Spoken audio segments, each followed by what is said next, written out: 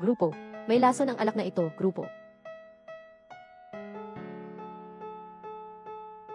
Hoy! Ayan hindi ka na bata. Hindi rin magandang palagi kang nag-iisa. Sa pagkakataong ito, may napili na akong mabuting babae para sa iyo. Ikaw naman ngayon, susunod ka na lang sa akin. At, magiging akin ka na, tapos na ang lahat. Ha? Ako? Tapos na. Ang batang ito, kapag nagising siya, siguradong maniningil siya sa akin. Hindi pwede. Dapat akong magmadali at maghanap ng silungan. Si Mang Lee ay papunta sa paliparan. Mabuti, puso. Maglalagay ka ng gamot sa sarili mong anak. Naisip mo pa talaga yun? Hindi pwede. Trabaho. Shop ng trabaho.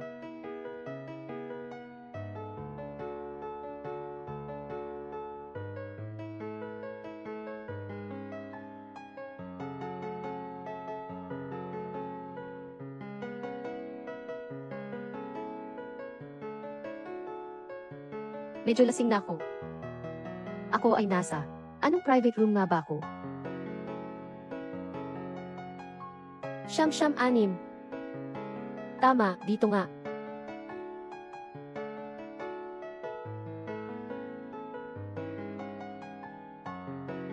Ang gwapo. Pero bakit parang pamilyar sa akin? Sagipin mo ako. Mananagot ako sa iyo.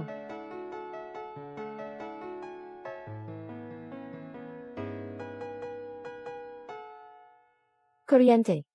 Patay.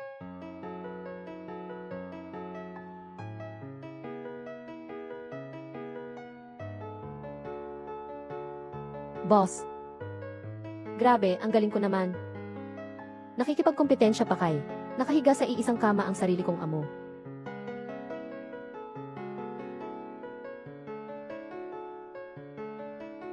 Hindi mapagkakatiwalaan ang mga sinasabi ng lalaki sa kama, lalo na kung ang taong yun ay ang amo mo. Kung malaman niya, na nakita ko siyang binigyan ng pampatulog at napahiya, sisisantahin niya kaya ako. Umalis na. Umalis na. Umalis na.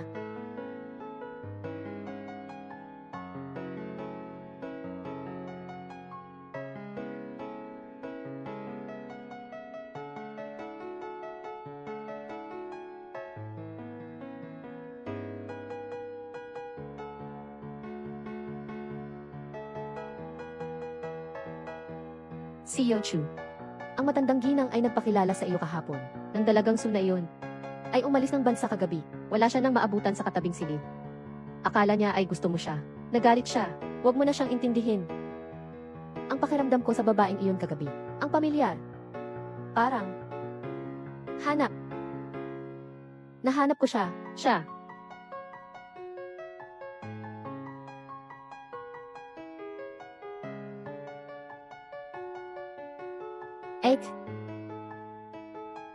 Umuwi na siya. Nasa bahay ka pala? Nasaan si Tita Shen? Lumabas si Mama para magtrabaho. Pero ikaw, magdamag kang wala. Saan ka ba nagpunta? Ako, tinawagan kita pero hindi mo sinasagot. Akala ko, iiwanan mo na kami ng anak mo. Paano naman mangyayari yun? Kahit na pamilya tayo na nabuo. Ako si Tita Shen, ang nag-alaga sa iyo mula pagkabata. At nangako rin ako kay Papa, na mag-aalaga sa isa't isa at magsasama tayo. Ganun pala. Saan ka naglaro? Sa kumpanya namin, may party sa Crown kahapon. Tapos medyo nasobrahan ako sa inom. Doon na lang ako nagpalipas ng gabi. Natakot akong istorbohin kayo pag uwi ko. Oy. Ay, boss. Hindi kaya. Napakabilis naman akong nadiskubre. Boss. Pumunta po kayo sa kumpanya. May kaunting emergency po sa kumpanya. Kailangan ko pong pumunta roon. Teka lang. Isuot mo ito. Mas maganda ito. Okay na. Kumain ka ng almusal ha. Paalam na, kapatid.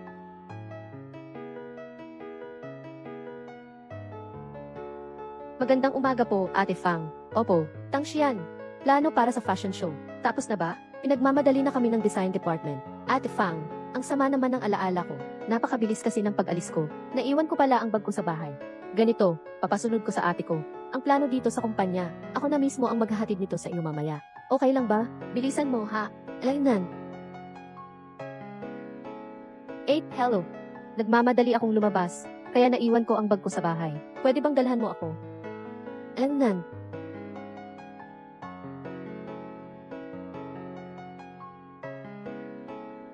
Boss, ako ba ang hinahanap mo?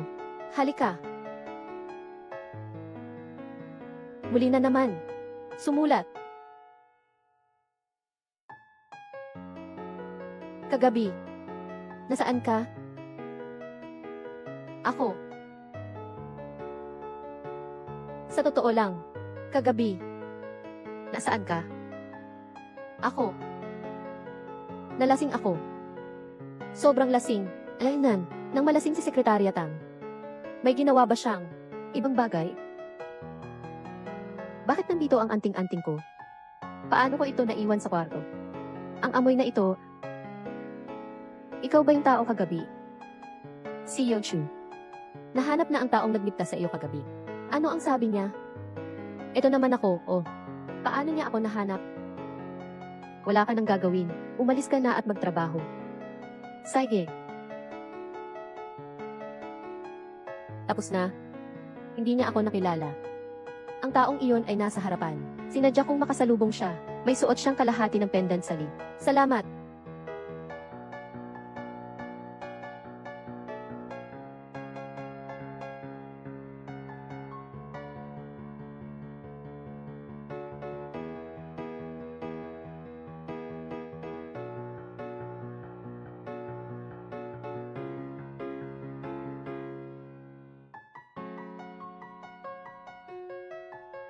Ang kalahati ng pendant na ito sa'yo. Saan galing yan? Regalo ito ng kapatid ko. Ang nakababatang kapatid mo. Kung ganun, ang kalahati mo. Bakit nandito sa iyo? Sagutin mo muna ang isang tanong ko. Ang kwintas na ito, sa nakababatang kapatid mo ba ito? At saka, naroon ba ang kapatid mong babae kagabi? Sa Crown? Crown. Nagkaroon kami ng party kagabi sa Crown, sa kumpanya namin. Tapos medyo nasobrahan ako sa inom. Kaya doon na lang ako nagpalipas ng gabi. Natatakot akong istorbohin kayo pag uwi ko. Si Tang Xian kaya, at si Director Chu nakilala sa buong bansa. Pero kung nangyari nga iyon, paano niya hindi makikilala ang may-ari ng kwintas? Baka nalasing lang siya. Paano? Ang hirap bang sagutin ang tanong na iyan? Director Chu, ang anting-anting na ito ay akin. Sa iyo, ang anting-anting ko ay nabasag ko noon. Hindi ko sinasadya. Regalo ito ng kapatid ko. Kaya hindi ko tinapon. Ang nangyari kagabi. Hindi ko sasabihin sa iba. Ikaw nga pala. Huwag kang mag-alala. Kahit nalasing din ako kagabi. Ang mga nagawa ko, pananagutan ko. 10 milyon ito. Kunin mo ito bilang kabayaran. O kaya, maaari ka rin pumili na lumipat sa Chuyuan. At maging babae ko. Pag-isipan mo mabuti at sabihin mo sa akin ang iyong desisyon.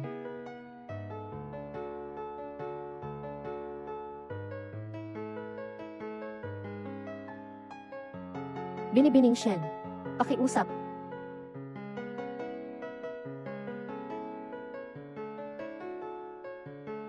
Siya ba ang babaeng iyon? Bakit parang pamilyar siya sa akin?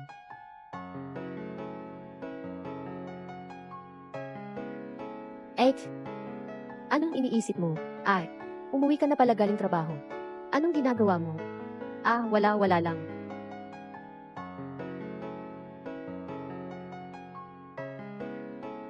Di ba ito yung business card ng amo ko? Paano napunta ito sa iyo?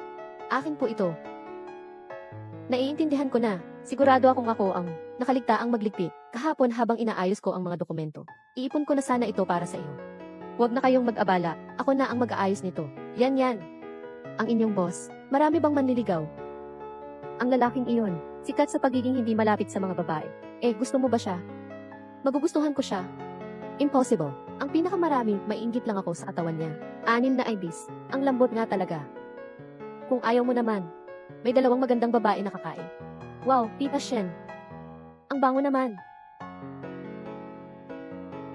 Nanay. Yan. Nakakita na ako ng trabaho. Bala ko nang lumipat. Ano, lilitaw ka na? Ano? Bakit ka lilipat? Bakit ang bigla-bigla? Oo nga, Yinin. Hindi ko naman narinig na nabanggit mo iyan dati. Kaka-receive ko lang ng offer. Ang taas pa ng sweldo, libre pa ang pagkain at tirahan. Kaya naman, nakapagdesisyon na akong pumunta na. Anong kumpanya ba iyon? Sabihin mo na, tutulungan kita. Naiinggit ka ba? Mas maganda ang kumpanyang nakuha ko kaysa sa iyo. Natatakot ka bang maungusan kita? Bakit mo ako iniisip ng ganyan? Ate kita. Nag-aalala lang ako na baka maloko ka. Hindi naman magkakapatid sa iisang ina. Bakit mo naman kakausapin si Sian? Nang ganyan? Kahit hindi ko siya tunay na anak, siya ay lumaki sa piling ko. Nag-aalala rin siya sa'yo. Ano ba yung mga pinagsasabi mo? Ma, hindi ko po ibig sabihin yon. Yan. Alam ko na mabait ka sa akin. Nag-imbestiga na ako. Ang kumpanyang ito, talagang mapagkakatiwalaan. Bukod pa rito, nasa hustong gulang na ako. Ayokong maging pabigat. Palagi na lang kayong nanay ang nagpapaalaga sa akin. Gusto ko rin kumita ng pera, para makatulong sa pamilya natin. Susuportahan mo ba ako? Hindi ka naman pasan ko. Magkapatid tayo, Dapat lang naman naalagaan kita. Pero kung ganyan ang iniisip mo, masaya ako. Susuportahan kita. Kumain na tayo. Kumain na tayo. Swerte.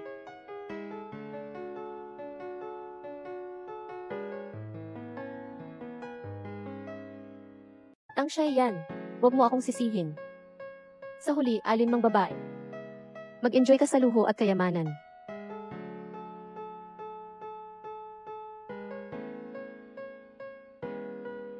Nanay. Yinin. Ano ito? Ano ang sinasabi mo? Nanay, ayaw mo ba ng luho at kayamanan? Ayaw mo bang maging maimpluwensya? Basta maging asawa na ako ni Emil Chu. Ang lahat ng kayamanan ng pamilya Chu sa hinaharap, magiging atin na iyon. Pero ganito ba, hindi ba't magiging unfair ito kay Xian? Naku, kapag mayaman na ako, babawi na lang ako sa kanya, hindi ba? Huwag mong kalimutan ha, ako ang tunay mong ina. Kung si Tang Xian ay naging babae ni Jichu, darating ang araw na ayawan na niya tayo ng anak mo. Paano na tayo kung mangyari iyon? Kung gayon, gagawin ko ang sinabi mo. Nanay, dapat mong itago sa kanya ito. Sige. 2.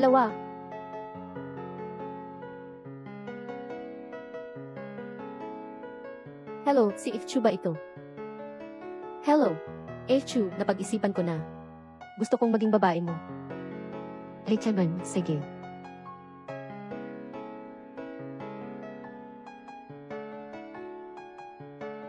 Binibining Shen, sumabay na po kayo sa akin.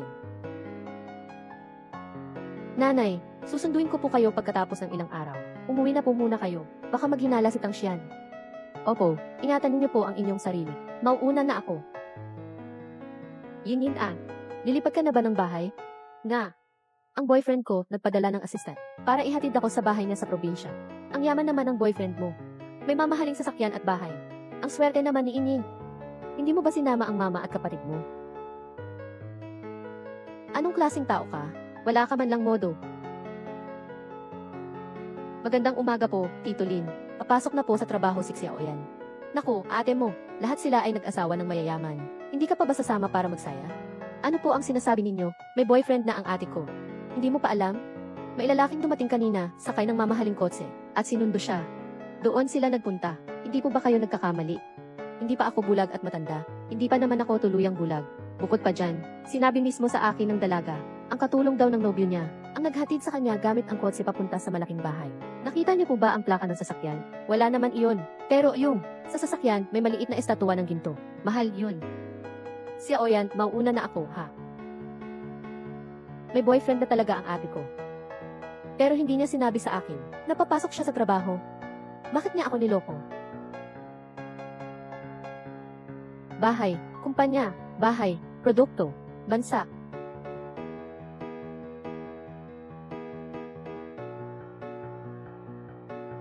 Magandang araw po, Binibining Shen. Binibining Shen, ang inyong silid ay nasa ikalawang palapag. Maaari kayong maglibot ng malaya, ngunit ang ikatlong palapag ay silid ni Chu. Bawal pumasok doon ng walang pahintulot. Opo, naiintindihan ko na po. Siya nga pala, magtrabaho ka na.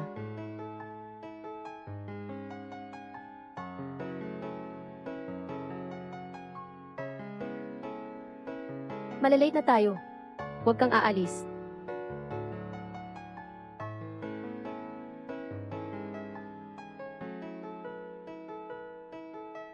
Director Chu.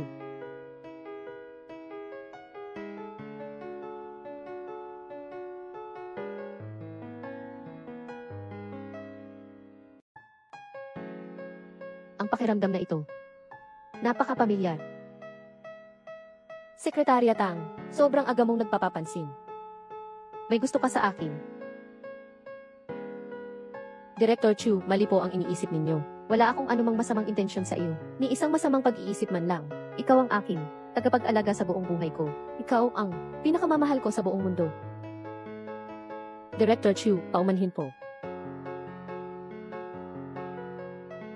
Malalate na po tayo. Umatras na. Hua. 8. Wala kaming nakita. Sunod-sunod na napahiya ako kaninang umaga ng 2 beses. Ang malas ko naman talaga. Boss.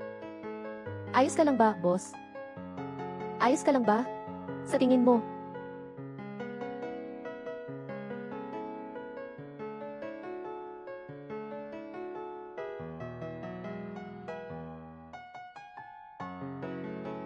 Utos ni Boss Chu.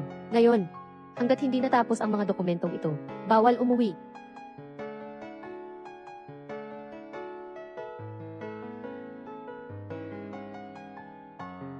Anong nangyari? Narinig na ba ninyo? May girlfriend na ang ating Boss Chu. Ano? Ang amo ko, may girlfriend na siya. Hindi nga, Xian. Kasama mo si Boss Chu. Hindi mo alam yan. Dumating kahapon sa kumpanya ang girlfriend ni Miss Chu. Si Special Assistant Chu mismo ang naghatid sa kanya palabas. Narinig ko sa mga chismis. Ang girlfriend ni Ma Chu ay nakatira na sa Chuyuan. Inaasahan ko na sa malapit na hinaharap, siya na ang magiging boss natin. Grebe. Embryo. Ang lalaking ito na walang kwenta. May girlfriend na nga, may ganap pang mangakit ng iba.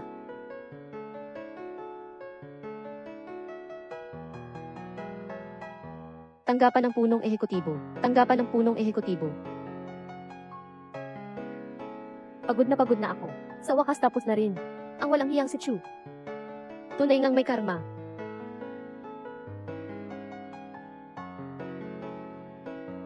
Xian, Kuya Gufeng. Nag-overtime ka ba? Mag-aalis na lang sana ako ng trabaho.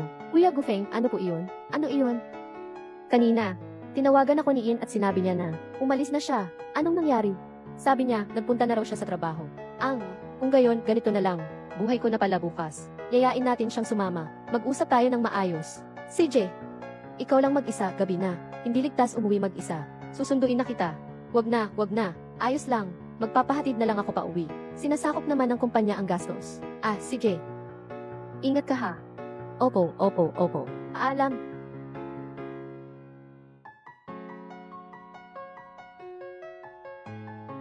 Maganda. Saan ka pupunta? Samahan mo kaming magkakaibigan, uminom tayo. Hindi ko kayo kilala. Pakialis lang kayo agad. Aray. Ang sungit naman. Gusto ko nga ang ganito. Huwag mo akong hawakan.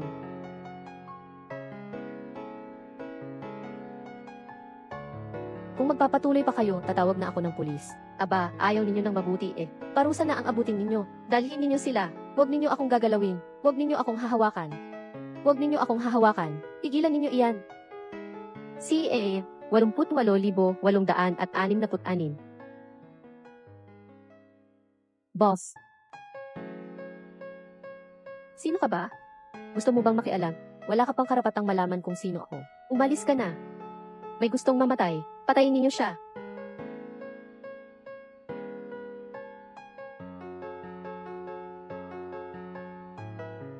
Masakit. Parurusana, hindi na po maulit. Hintayin ninyo ako. Umalis na kayo. Kayo, huwag kayong aalis. Mga asal pa kayo sa akin. Tama na. Huwag na kayong maghambog. Boss, salamat sa iyo kanina. Sumakay na tayo.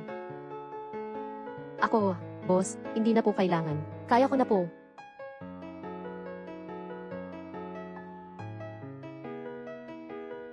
Boss, babalik na po ba tayo sa Chuyuan? Ihahatid ka na ni Zuk mamaya. Nakipagkita si Boss Chung sa kliyente ngayong gabi para sa negosyo. Uminom siya ng alak.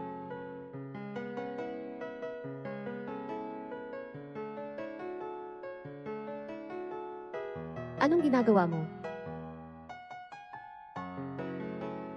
Ako. May dumi ako sa mukha mo, tingnan mo. Linisin ko sana.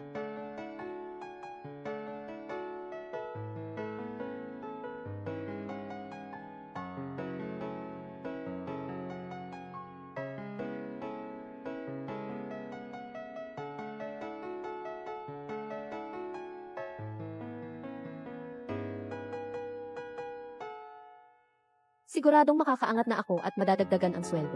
Panalo na. Huwag kang gagalaw. Nasasaktan ako.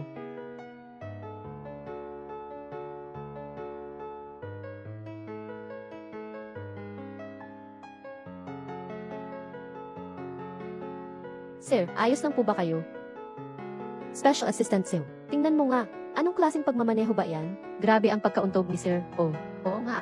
Paano mo ba minaneho ang sasakyan? Mauubos ang sahod ko ngayong buwan. Ha? Boss Chu, ginagawa mo naman akong kawawa. Pagkatapos mong magamit, iiwan mo na ako. Tulungan niyo akong umakyat. Dodoblehin ang sahod ko ngayong buwan. Dahan-dahan lang, boss. Mga baitang.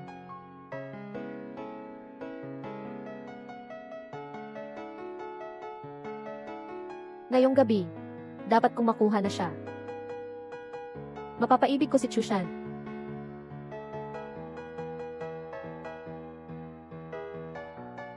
Tangshian. Tangshian, bakit siya nandito? Huwag niyong hayaang matuklasan niya ako.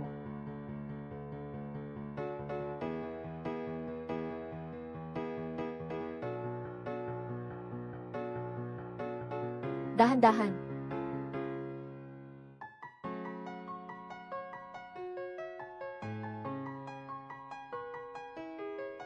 Ikaw ba yan?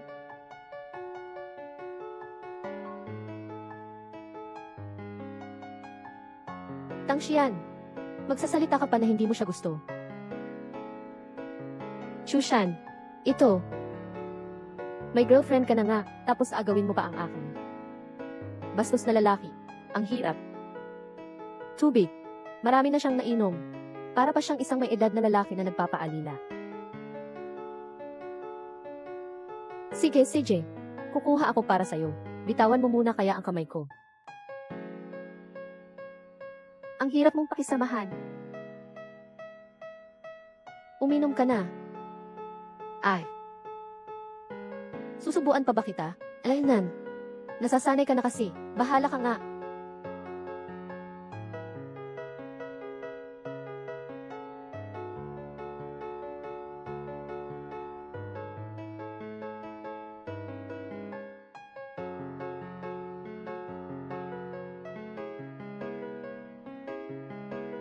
Jinouchu.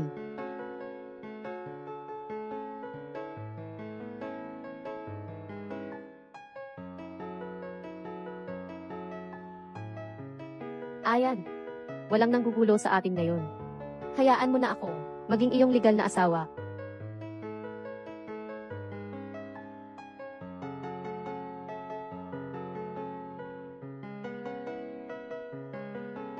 Ang bango, anong ginagawa mo rito? Ako, Jinouchu. Mukhang lasing ka na. Gusto ko lang naman alagaan ka. Hindi ba sinabi sa'yo ni Zuxu? Hindi mo naman ako tinanong. Bawal kang pumasok sa kwarto ko. Lumabas ka. Sige, naiintindihan ko na. Nakakainis. Bakit pwede kang pumasok sa kwarto niya? Pero ako hindi. Tangshian.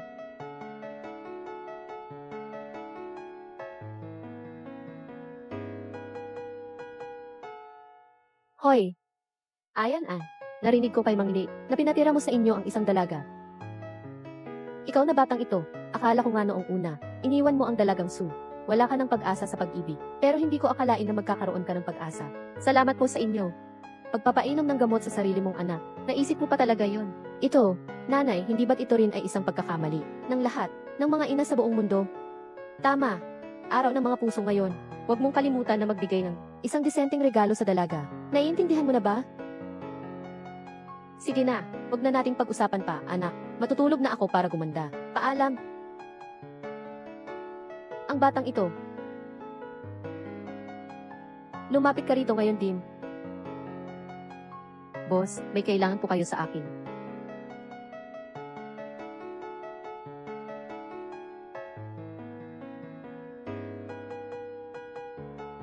Boss, may sumuntok sa iyo.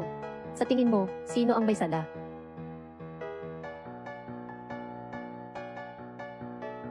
Baka kagabi. Ang girlfriend mo ang nanakit sa iyo. Boss, iligal ang karahasan sa tahanan. Isang beses lang ang karahasan sa tahanan. Parang paulit-ulit na. Dapat nating ipagbawal ang karahasan sa tahanan. Ang paglaban ang susi. Boss, huwag po kayong mag-alala. Sigurado po akong sasamahan ko po kayo. Ganoon ba? Dapat ko pa bang pasalamatan si Sekretarya Tang? Walang anuman. Pero boss, ang girlfriend mo naman, ang tapang. Medyo hindi pantay ang pagkakatumba, at medyo pangit pa. Si Sekretarya Tang ay interesado rin sa mga bagay-bagay sa aking tahanan. Ibig sabihin, tama ang hinala mo. Ano? Ano nga ba? Ito ba ang ginawa mo kagabi? Boss, pakinggan niyo po ang paliwanag ko. Paliwanag ko po, ang nangyari kagabi ay aksidente lang po talaga. Ang kamay ko po, hindi ko alam kung anong nangyari. Bigla na lang hindi ako sinunod. Ganun ba? Boss, magandang loob na po kayo. Siguradong hindi ninyo ako pagagalitan, di ba?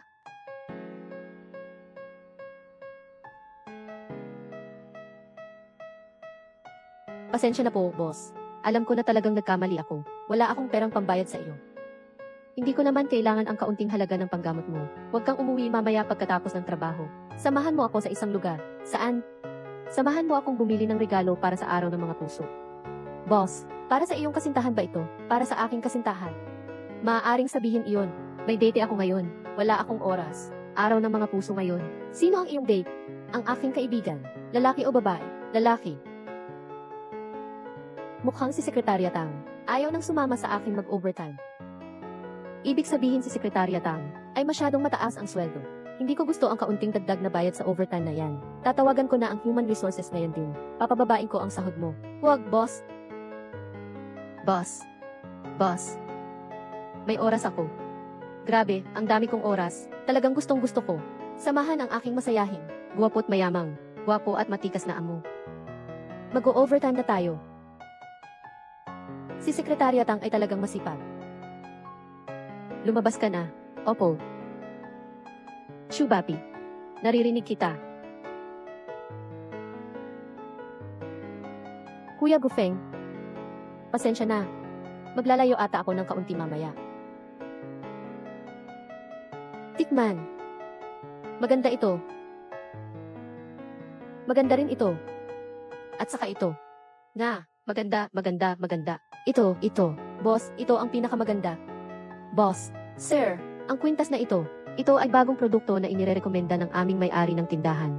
Ay dinisenyo ito ni Master Cafiel. Isang klasikong disenyo mula sa koleksyon ng Love. Samantalang ang pulseras naman sa gilid ay kabilang sa koleksyon ng Be Love. Ang pinakamahal na disenyo, ito ang pinakapaborito na obra ni Master Cafiel. Napakahalaga. Napakamahal.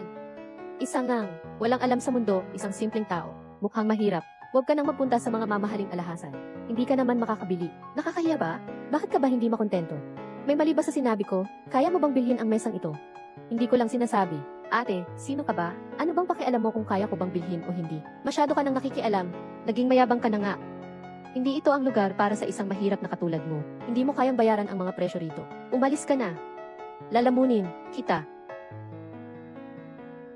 Sino ang gusto mong paalisin? Sino ang nagsabi na hindi niya kaya? Alam mo ba, mayabang ka ba? Gusto ko ito. Bibilhan kita. Kanino mo ba sinasabi yan? Sinigawan ako ng asawa ko. Sawayan mo siya agad. Ikaw lang naman. Anong arte mo? Alam mo ba kung sino ako? Sino? Ang asawa mo. Pero sa ilalim ng grupo ng pamilyang Chu, si Lisijton, ikasyam na kumpanya ng elektronik, ang pangalawang pinuno ng departamento ng pagpapahayag. Si Liu Dayong. Ang pinakamaliit na kumpanya pala, ang pangalawang pinuno ng di gaanong mahalagang departamento. Kaya naman pala kahit ang mukha ng amo, ay hindi pa nakikita. Liu Dayong. Tinanggal ka na.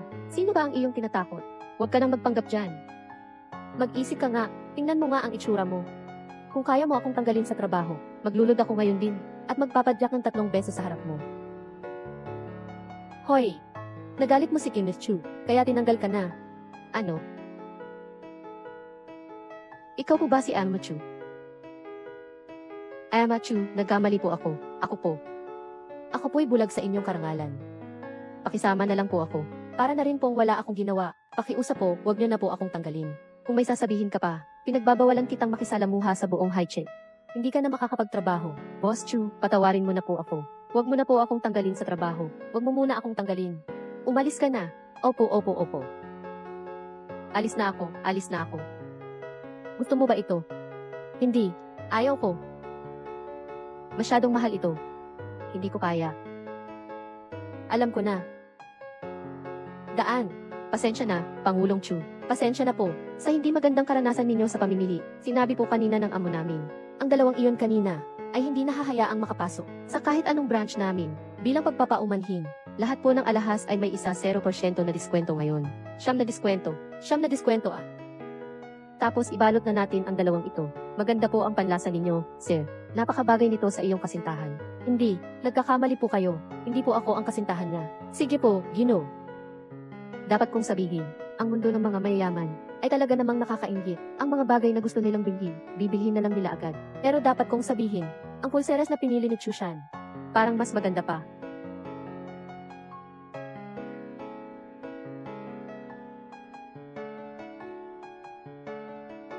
Para sa iyo na ito, ibinigay mo sa akin. Ang alak. Ibinigay mo sa akin. Hindi pwede. Masyadong mahalaga ito. Hindi ko ito matatanggap. Wala naman itong halaga.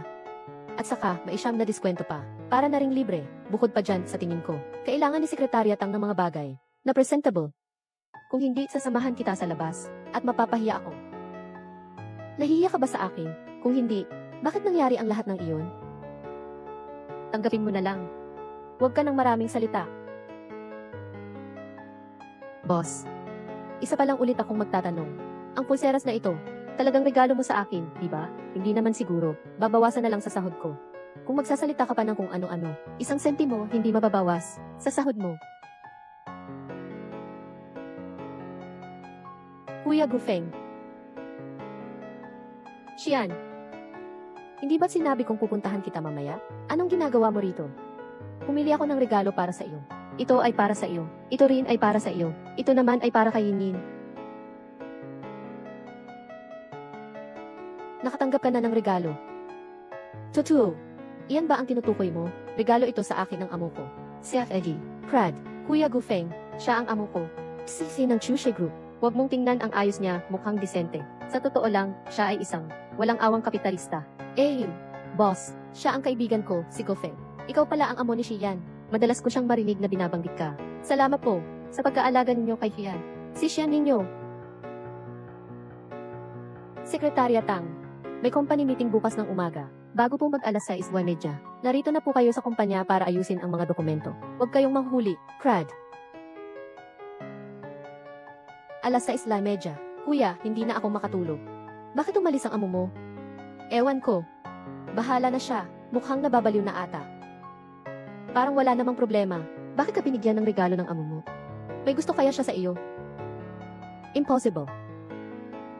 Anong pinagsasabi mo dyan? Nakakatawang biro yan. Lalaki ang nakakaalam ng kapwa lalaki. Pakiramdam ko, hindi normal ang tingin niya sa iyo. Hindi. Kuya Gufeng, hindi mo alam. Ang boss ko, napakataas ng tingin sa sarili. Imposible talaga siyang magkagusto sa akin. At saka, may girlfriend na siya. Tutu, sumabay lang ako sa kanya mamasyal ngayon. Para lang, maghanap ng regalo para sa kanyang kasintahan. Ang pulseras na ito. Mukhang nagsisi na siya. Sobrang sinamantala niya ako dati, kaya binigyan niya ako nito bilang kabayaran. Pero sa totoo lang, sa ugali niya, malaki ang posibilidad na kukunin niya ulit ang kamay na iyan. Posibleng ang ganoon niya. Sa tingin ko, hindi siya mapagkakatiwalaan. At sasabihin ko sa iyo, napakasama ng ugali niya. Xian, napansin mo na ba, sa 3 pangungusap mo, hindi mo iniwan ang usapan tungkol sa iyong amo? Mayroon ba? Totoo bang kinaiinisan mo ang iyong amo? Sa totoo lang, hindi naman gaanong kinaiinisan. Sadyang nagrereklamo lang. O siya, Kuya Gufeng, ngayon ang iyong kaarawan, nagpagawa ko para sa iyo ng isang napakalaking cake. Balak ko sanang kunin pagkatapos ng trabaho. Hindi ko inaasahan na mapapunta ako rito para pumili ng regalo. Kaya, kukunin na natin gayon ang cake. Tapos, sabay na tayong pumunta sa hotel. Tapos, hintayin mo muna ang ate ko, okay? Okay. Tara na. Puso. Ginoo Chu, patawad. Huwag mo na akong paalisin, pwede ba? Alam ko na pong nagkamali ako. Susundin ko na po ang mga patakaran simula ngayon. Walang utos mula sa iyo. Ay hindi ko na po kayo guguluhin pa. Pakiusap, huwag mong hayaang umalis si Yin. Hayaan mo akong manatili at samahan ka. Yin. Naalala ko, sinabi mo sa akin dati. Parang may kapatid kang babae, di ba? Bakit si Chusi yan? Bigla na lang niya itatanong yan? May nadiskubre kaya siya? Isang kapatid ko lang siya sa ina. Hindi naman kami gaanong nag-uusap. Wala akong kapatid na lalaki o babae noong bata pa ako. Si mama at ako lang ang magkasama sa buhay. Ang papa ko, 10 taon na ang nakalipas, ay nasawi sa isang aksidente. Sige. Iyan ay para sa iyo, para sa akin.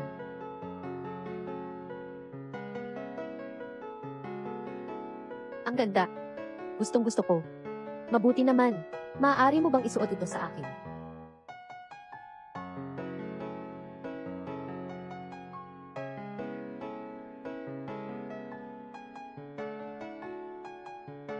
Maganda ba? Maganda. Ayan. Alam kong may pagtingin ka sa akin. Di ba? Emma Chu, patawad. Dahil lang po sa sobrang saya ko kaya ko nagkaganoon. Hindi na po maulit. Huwag ka na pong magalit ha. Chushan, sa huli mapapasakin ka rin. Ikaw lang ang mapapasa akin.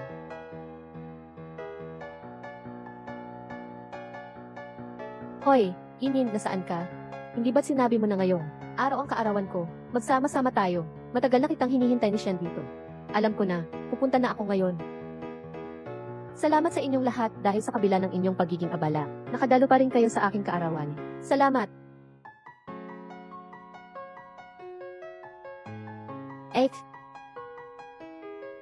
Anong nangyari? Ilang araw lang tayong hindi nagkita, hindi mo na ako kilala? Ang suot mo. Hindi ba maganda? Maganda naman. Medyo lang. Kuya Gufeng, ang tagal nating hindi nagkita. Salamat.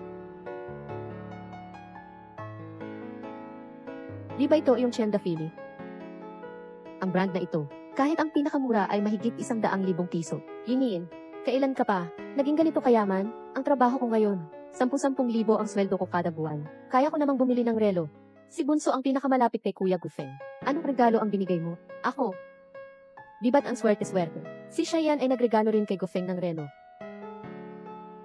1 o 2,000 piso lang naman siguro ang relos na ito. At Bunso, dapat ka nang magpalit ng trabaho. Mas mataas ang sweldo. Maliit man ang regalo, malaki ang pagpapahalaga. Gustong-gusto ko lahat. Huwag na kayong mag-atubili pa. Kumpleto na tayong lahat. Kumain ka na, kumain ka na. Sige. Tara. Bakit ang pamilyar ng kwintas na ito? Parang yung binili ng amo ko. Ate, itong kwintas mo. Ang kwintas kong ito ay napakamahal. Regalo ito ng boyfriend ko. Para sa akin mismo ang pinagawa ko. Ano? Totoo bang may boyfriend ka na? Oo nga. Ang boyfriend ko, gwapo at mayaman pa. At talagang mahal na mahal ako. Kung hindi ako nagkakamali. Yung kay Master Kafil. Yung love series, di ba? Ang pinakasikat na disenyo. Pero ito, hindi naman yata customized. Shiyan, ang pulseras mo. Ang pulseras mo, at ang kwintas ni Inin ay magkapareho ng serye. Ito ay mula sa seryeng Beloved, ang pinakamahal at pinakamagandang disenyo. Saan galing ang pulseras mo? Regalo sa akin ng amo ko. Regalo sa iyo ni Chusian? Ano ang relasyon ninyo? Bakit niya ibinigay sa iyo? Mahaba ang kwento nito. Namimili ang amo ko ng regalo para sa girlfriend niya. Nang makitang napakaluma ng suot ko, kaya binigay niya sa akin to. Pero ang kwintas mo, pag-uusapan ko, ang boss ko, ang regalo niya sa girlfriend niya, parang kamukha talaga. Imposible naman. Ito naman ay galing sa boyfriend ko. Espesyal na ginawa para sa akin. Nakalagay pa nga ang pangalan ko rito. Natatangi. Bahala na. Hindi mo rin naman maiintindihan. Mukhang ako lang pala ang nag-iisip ng ganyan. Paano naman magiging girlfriend ni Chubapi ang ate ko? Kaya pala ganito ang disenyo. Yung boyfriend mo, talagang nagpakita siya ng malasakit sa iyo. Pero, ang kwintas na ito, ay talaga namang ang pinakaklasikong disenyo. O yung pulseras ni Shen pa nga, ang mas mahalaga. Paano naman kaya? Nagkakamali ka yata. Ako'y nagtitinda ng alahas. Paano ko naman mali-mali? Ang pulseras ni Shen, ang presyo, ay mas mataas ng higit sa 5 beses. Kaysa sa kwintas mo. Ang mahal pala ng pulseras na iyon. Pero, teka, Chushan, binibigyan niya ako ng napakamahal na pulseras. Ano kaya, ang nasa likod nito? Ang mga regalong ibinibigay ni Chushan kay Tangshan. Mas maganda pa pala sa akin. Nakakainis. Noong panahong boyfriend ko pa siya, dapat bilhan din niya ako ng bracelet na to. Pero hindi ko naman gusto. Parang yung murang bracelet na yan. Kung gaano karami ang gusto ko, kaya niyang bilhan ako. Hayaan na nga, hinihintay ako ng boyfriend ko para sa okasyon. Mauuna na ako. Yingin. Ate, hintayin mo ako. Kain lang kayo ng kain. Excuse me lang po.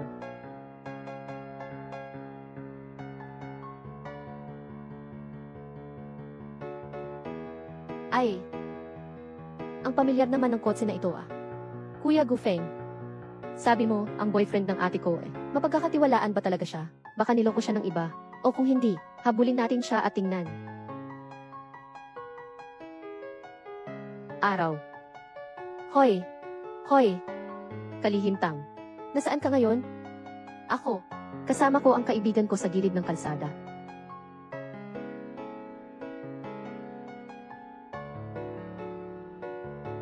Ang ginawa mo kanina, na proposal ay hindi pasado.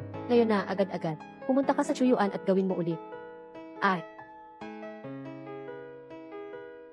Ang walang hiyang amo, nakakainis. Ano nang nangyari? Ang walang hiyang amo, nag-utos ng overtime. Kailangan ko nang pumunta sa Chuyuan. Dapat talaga akong pumunta. Susunduin na kita. Huwag na, manatili ka na lang dito at samahan ang mga bisita. Malayo ang lalakbayin kaya sasamahan kita. Sige.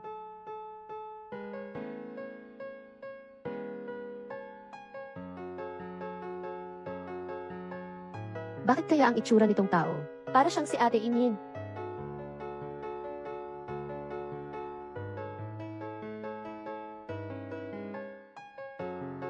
Paano napunta si In dito?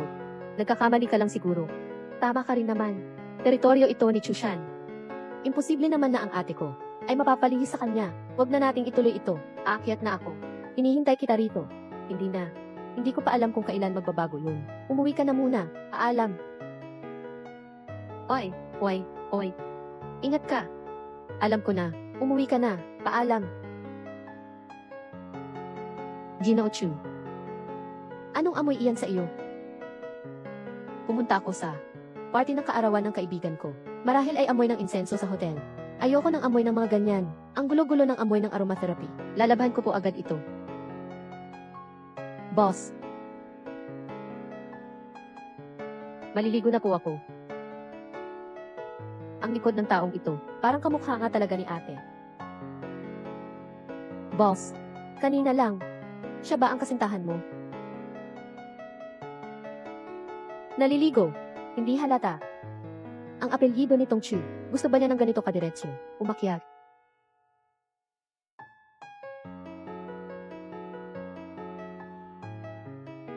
Ang una sa mesa, gawin mong muli ang proposal na ipinadala mo sa akin.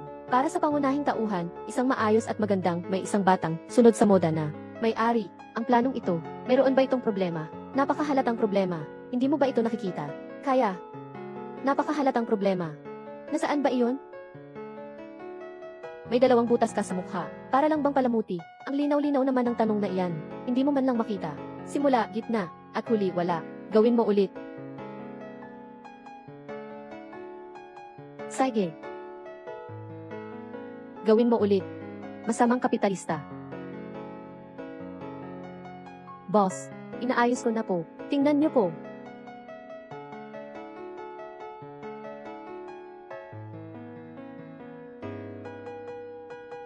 Anong amoy iyan sa'yo?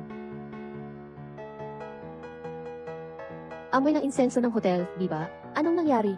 Pareho ang amoy nila ni Shen Yinyi nang pumasok sila ng hotel. Nagkataon lang ba yun? Boss, hindi mo ba naamoy yung pabango? Hindi. Boss. Tingnan mo, ayos na ba ito? Ayos na. Maganda. Binago ko lang ang format. Talagang gusto akong pagtripan ng isang to. Boss. Ituloy ko na lang po ang pagbabago. Opo. Halata naman, ang laki ng sama ng loob ni Sekretarya Tang. Ay, bakit? Ayaw ba niyang mag-overtime? Naku, hindi naman po. Boss, gustong-gusto ko ang mag-overtime. Mabuti naman. Sekretarya Tang. Alaynan, gabi na. Masaya ka ba kasama ang mga kaibigan mo? Masaya. Kung hindi mo ako kinukulit para pumunta rito, mas masaya ako ng ganito. Naririnig ko naman. Pero, gusto ko pa ring ipaalala, ang sinabi ni Sekretarya Tang, na mag-ingat sa personal na buhay. Ano ang ibig sabihin nun? Nalaman kaya niya kung sino ang kasama ko nung araw na iyon? Ako na ito. May mga taong mukhang maayos ang pananamit, pero sa totoo lang ay mga mababang uri ng tao. Huwag kang magpapadaya sa kanila. Ito ay para ba sa'yo? Tingnan mo yung kuya mo. Ganito ang mga taong yan. Hindi malinis ang tingin niya sa'yo. Maiigi na kung layuan mo siya. Impossible. Boss, sobra na po ang iniisip niyo. Kilalang kilala ko po ang pagkatao ni Kuya Gufeng. Alam ko po ang ugali niya. Side po, boss. Ang bracelet na ibinigay mo sa akin. Mahal na mahal yan, alam mo ba? Ano ba ang gusto mong sabihin? Narinig ko kasi na ang bracelet na ito ay Isa sa mga pinakamahal at pinaka-eksklusibong disenyo ni Master Air. Mas mahal pa ito ng maraming beses. Kaysa sa kwintas na kapareho ng disenyo nito. Peke lang yun. Yung peking ano card. Yung bracelet ni Master Phil. May discount pa nga. Hindi naman gaanong mahal. Tutu, bakit ang dami mong sinasabi? Baguhin mo na ang proposal mo. Boss, tapos ko na po. Kung wala na pong problema, uuwi na po ako. Teka lang. Boss, may iba pa po ba kayong kailangan? Marunong ka bang magluto? Aynan. Ganitong oras na, hindi ka pa kumakain? Oo nga, hindi tulad ng ibang tao. May nakadate, at may masasarap na pagkain pang kakainin. Bakit parang nagtatampo ka? 3 beses na dagdag na bayad sa overtime. Side po, boss. Sa totoo lang po, bihasa po ako sa 8 pangunahing uri ng lutuin sa China. Pati na ang Manchu at Han Imperial Feast, sinangag, nilaga, at pritong ulam, lahat ay kaya. Pakiusap.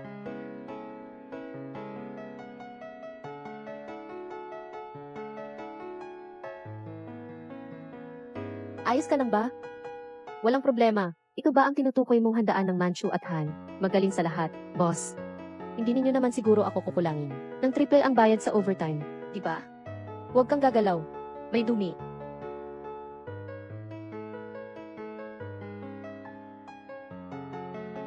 Mas presentable na ngayon ang itsura.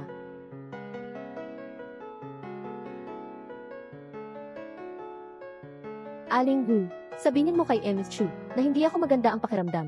Sige. Mukhang may kutob ako sa iyo. Parang pamilyar ka sa akin. Tangshian, may tinatago ka ba sa akin? Ako. Hindi maganda ang pakiramdam ni Senyorita Shen. Puntahan mo na siya. Hindi maganda ang pakiramdam niya. Pabayaan mo siyang magpatingin sa doktor. Hindi naman ako doktor. Sobrang nahihirapan si Senyorita Shen. Ginoo, pumunta ka na lang at magpatingin kayo. Antayin mo ako. Tara na. Pinaghihintay mo ako eh. Bakit naman?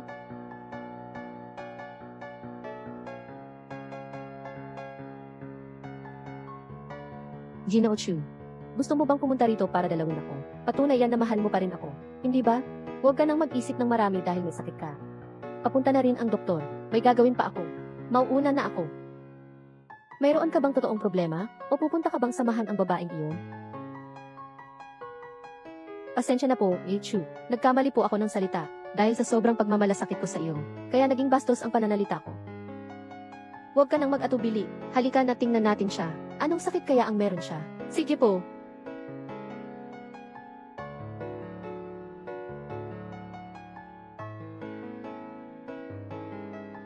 Wala naman akong malubhang problema sa katawan. Medyo sipon lang ako. Magpapahinga lang ako. Uminom lang ako ng gamot, gagaling din ako. Aynan. Sige, salamat. Narinig mo rin naman. Uminom lang ako ng gamot at magpapahinga na lang ako ng mabuti.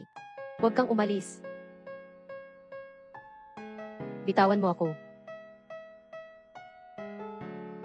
Bakit? Bakit mo ito ginagawa sa akin? Kung hindi mo naman pala ako gusto. Bakit? Bakit mo ako ginawang iyong babae? Bakit? Gusto mo ba akong makapasok dito? Ikaw mismo ang pumili sa pagitan ng 10 milyon at ng paglipat sa Chuyuan. At pinili mo ang huli. Ginagawa ko ang mga ito dahil lamang sa aking responsibilidad sa iyo. Bilang kabayaran sa iyo. Ayaw kita. Hindi mo na rin kailangang humiling pa ng kahit ano. Kung magsisisi ka man, pwede mong kunin ang 10 milyon at umalis na dito. Tangshian.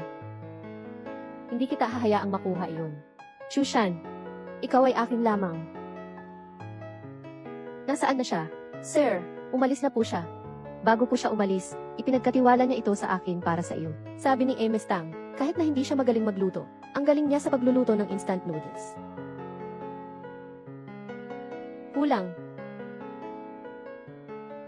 Tita Shen, gising ka pa pala ng ganitong oras. Umuwi na si Xian. Tita Shen, ang ate ko. May boyfriend na. Alam mo na ba iyon? Ang ikli pala ng alaala ko. Yiniin. Noong nakaraan lang sinabi niya sa akin. Sabi pa niya, sabihin ko raw sa iyo. Nakalimutan ko tuloy. Alam mo pala iyon, Sir Maam. Alam ko. Yingin makakahanap ka ba ng isang mabuting boyfriend para sa kanya? Hindi ako tututoy. O tama na siya yan. Kailan ka naman maghahanap ng boyfriend? Tingnan mo si Gofeng, angkop na angkop sa iyo. Pero ako, unahin ko muna ang karera ko habang bata pa. Gabi na rin. Matutulog na ako. Tita Shen, magpahinga na po kayo. Good night. Xian. Boss, nakapaglista na po ako ng mga modelo para sa fashion show. Ikaw? Nakatulog ka.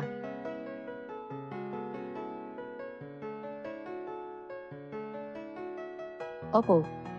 Pasensya na po, boss. Ito ay aksidente lang po. Talagang hindi ko sinasadya.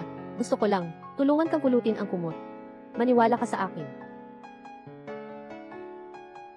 Boss. Mukhang nasabit ang buhok ko. Saan mo ba hinihipo, boss? Sobrang sakit talaga ng pagkakaipit. Paghubad mo muna kaya ng pantalon mo, para madali kong makuha. Tangshian! Boss Chu, ito po ang mga dokumentong hinihingi ninyo.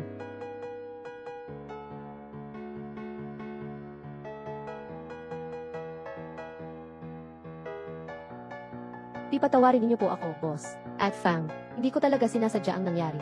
Ganoon nga, boss, mauuna na po ako. Huwag kayong mag-alala, Boss Chu. Wala po akong nakita. Boss Chu, ito po ang mga napiling modelo para sa fashion show. Pakitingnan din na lang po. Hindi na kailangan. Gamitin na lang natin ang mga taong inirekomenda ni Sekretarya Tang. At isa pa, ang lingguhang fashion show bukas. Ipaubayan na natin kay Sekretarya Tang ang lahat. Opo, CEO Chu. Teka lang. May iba pa po ba kayong utos, Boss Chu? Pakitawag mo nga sa akin si Sekretarya Tang. Opo. Si Tangshian na naman. Ganito na lang ba? Isang simpleng sekretarya lang siya. Aangat na sa akin. Napakagaling naman ni Sekretarya Tang. Nakuha mo kay Emma Chu ang napakalaking proyektong ito na ipinagkatiwala niya sa iyo. Ay, sige na. Huwag ka nang magpanggap. Tinawag ka ni Miss Chu. May sinabi ba siya? Paano ko naman malalaman? Hindi. Anong klaseng tao ito? Bakit siya sumisigaw sa akin? Para ba akong basurahan sa paningin niya? Kakaiba. Suan. Boss, may iba ka pa bang kailangan sa akin? Ang fashion show ng bagong koleksyon bukas. Ikaw ang bahala ng lahat. Ano? Ako ang bahala ng lahat. Nasuri na ang mga kagamitan dito, diba? Walang problema. Ate Fang, lahat ay naayos na. Tangshian, ikaw ang may kagagawa nito. Kung mapapahamak ang fashion show na ito, tingnan natin kung paano ka pababangon. Handa na ba kayong lahat? Elsan, lahat ng gamit ay nasuri na. Tiniyak kong walang problema. Ate Xian, may nangyaring masama. Nawawala ang top model na si Sumingyao. Ang kanyang team, hindi ko siya makontak ngayon. Ano? Ayos naman siya kanina. Bakit hindi ko siya makontak? Anong nangyari? Secretary Tang, anong klaseng trabaho yan? Napakahalaga ng fashion show na ito. Pero nagkamali ka naman. Nga, ang Sekretarya Tang ay napakawalang ingat. Ang fashion show ay magsisimula na. Paghahanap ulit ng tao ngayon, ay tiyak na hindi na magiging sapat ang oras. Kung sakaling ang fashion show na ito sisirain, tapos ang isang taon naming pagod sa kumpanya ay masasayang. Pagdating ng oras si Sekretarya Tang, ang magiging malaking kasalanan ng kumpanya. Pasensya na po sa inyong lahat. Pasensya na po, boss. Kasalanan ko ito lahat. Director Chu, may naisip po ako. Ang pangangatawan po ni Yen Sumingyao ay kamukha po ni Sekretarya Tang. Paano kung siya na lang po ang pumalit sa entablado? Sekretarya Tang, ano po ang inyong palagay? Ako, itataas ko ang aking ulo. Kaya mo bang sumali sa laro? Susubukan ko. Sige, naniniwala ako sa iyo. Sige. May oras pa, magmadali ka na magpalit ng damit. Ikaw na ang huli. Sige. Kim, Tangshian, hindi kita hahayaang makakuha nito ng ganoon kadali.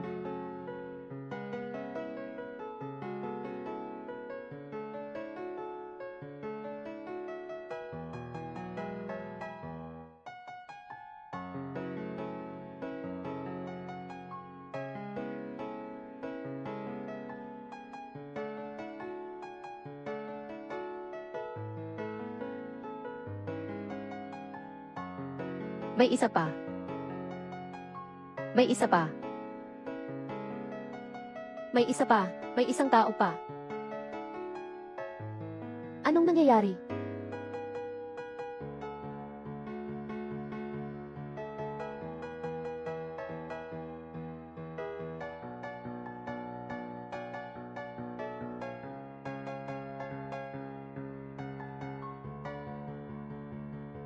Sino yun? Ang ganda. Sino ang magandang babaeng yan? Ang ganda-ganda niya. Hindi ba sabi, ang huli bang magpapakita ay si Sumingyao, ang top model? Bakit iba na ang tao? Bahala na siya sa kanya. Sa tingin ko naman, ang ganda at ang hubog ng katawan ng babaeng ito ay hindi naman halin tulad kay Suminyaw. Tama ka rin naman.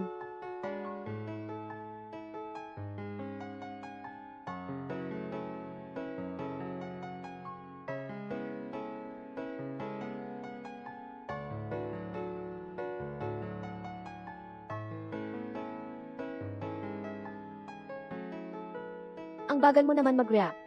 Hindi ba't nasa entablado ka lang? Akala ko ba kalmado at handa ka sa anumang mangyari? Mabuti na lang at hindi ka nasaktan ng gusto. Wala naman akong nagawa eh. Kaya pinilit ko na lang. Why, boss? Sa tingin mo kaya ko ba to? May tuturing ba itong pagbabayad sala? Alaynan. Ang dapat gantimpalaan ay gagantimpalaan. Ang dapat parusahan ay parurusahan pa rin. Ang sinasabi ko ay, ipaimbestiga kay Zugsu ang nasa likod ng mga kalokohan. Naniniwala ka sa akin. Lagi kitang pinaniniwalaan.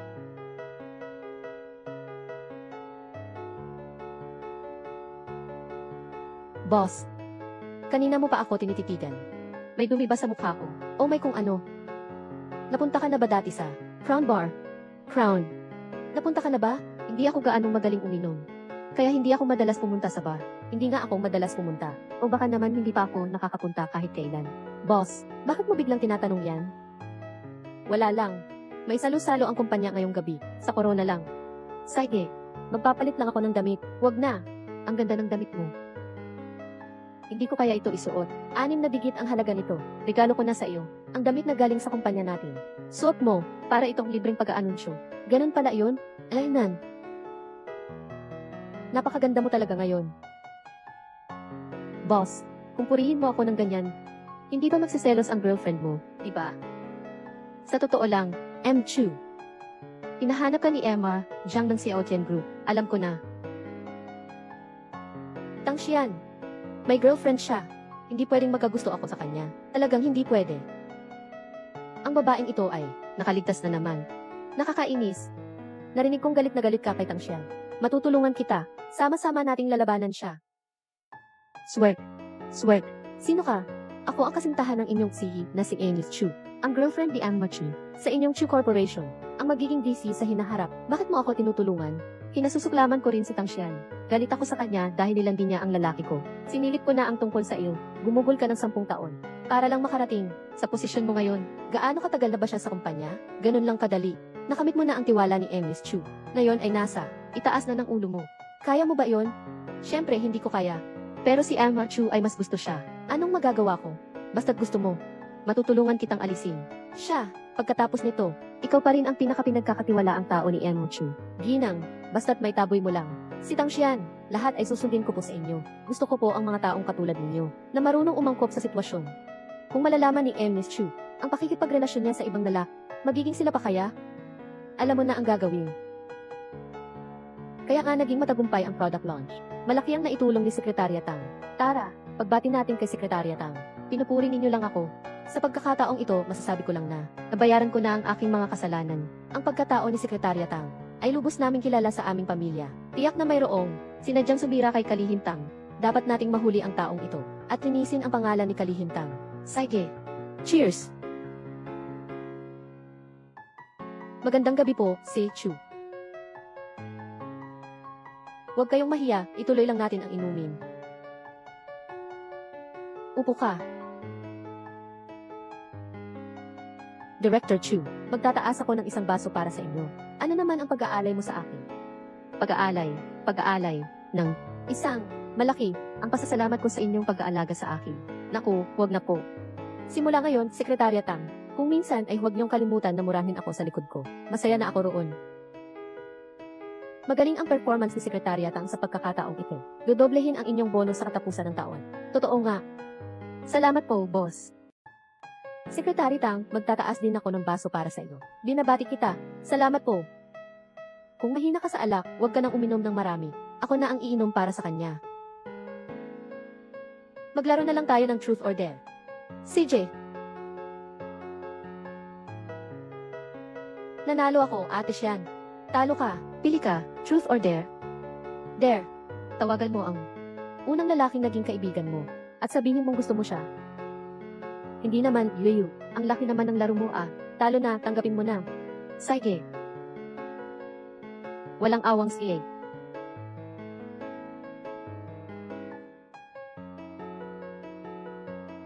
Totoo na ang sasabihin ko.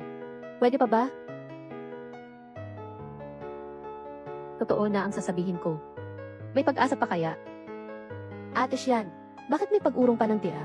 Hindi ganyan ang paraan ng paglalaro mo, ah. Ako. Gusto kita. Buhok. Ayun, huwag kayong maingay. Huwag kayong maingay. Ate Sian, ituloy na natin. Sige. Nanalo na naman ako. Ate Sian, swerte mo naman talaga. Piliin mo ngayon ang katotohanan. Pagsusugal pa rin ba? Truth or dare? Sige na nga, truth. Ate Sian, may gusto ka bang tao? Meron. Sino? Kilala ko ba siya? Parang kakilala lang. Totoo ngang gusto mo siya. Ituloy niyo na ang inyong laro. May gagawin pa ako. Anong pinag-iinitan mo? Gusto kita tapos ayaw mo pa? Hayon, lalaking walang puso. Swerte. Eksena.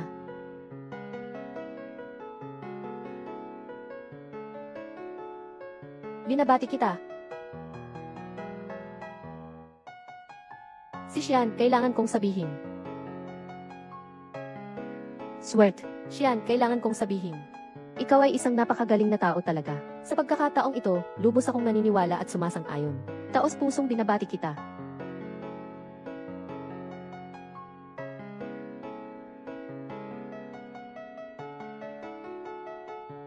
Ininom na niya ang gamot. Isa. Swerte. Swerte. Lalabas muna ako saglit. Swerte. Nakarating na po ang mga tao ni Eng Ili at dala na nila ang napagkasunduang pakikipagtulungan.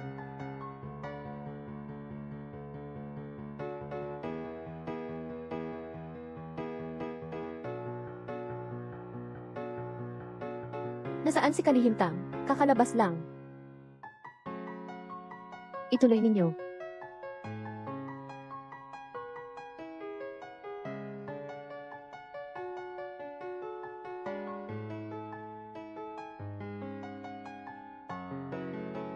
Tigil. Tigil. Hahanap ka ng kamatayan, says Chu. Ikaw, ang sama-sama naman ang ugali mo. Isang babae lang naman yun. Mahiram naman sa akin.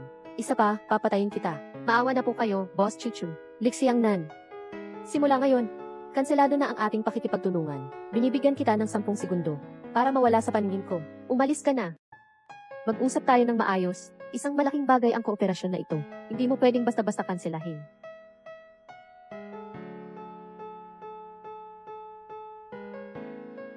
Ang init.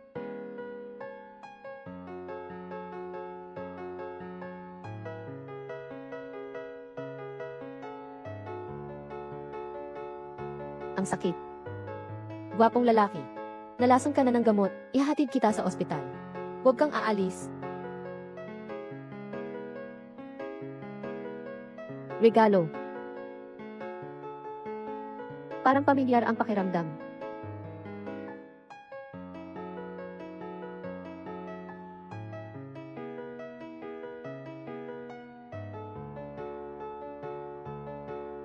Hindi naman siguro.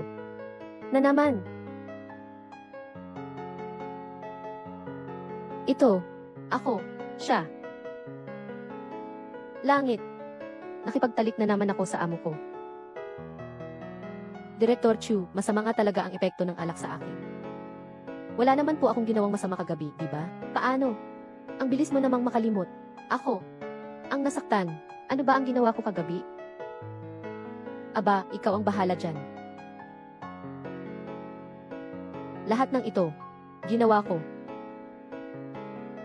Ano ba? Hindi. Sumunod ka nga.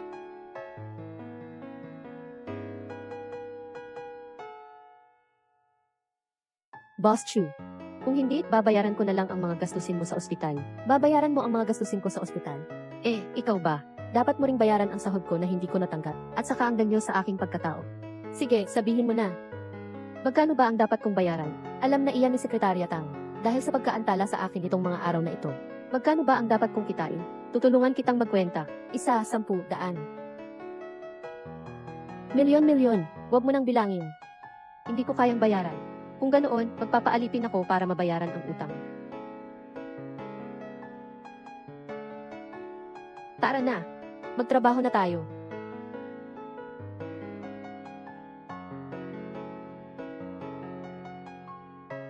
Tatlo, 1. Ang boss, ang swerte naman sa mga babae nitong mga nakaraang araw. Itigil mo nga yung bastos mong tingin. Kumusta na ang investigasyon sa ipinagawa ko sa'yo? Nakuha ko na po. Si Chen Fang nga ang naglagay ng gamot. At binayaran ni Chen Fang si Suming Yao. Ito ang piece of footage. Nasira ang video noong mga panahong iyon. Pinagpagawa ko na siyang ibalik ang mga datos. Ayon sa Kiki, si Chen Fang nga ang naglagay ng gamot. Tawagin ninyo si Chen Fang para sa akin. Opo. Director Chu, may kailangan po kayo sa akin. Sisisantehin na kita. Ano? Pumunta ka na ngayon sa departamento ng tauhan at ayusin ang paglilipat ng tungkulin. Boss Chu, maraming taon na rin akong nagtrabaho sa ilalim ninyo. Ano po bang nagawa kong mali at tatanggalin ninyo ako? Bakit ninyo ako sisibakin? Ano ba ang nagawa mo? Alam mo naman sa sarili mo.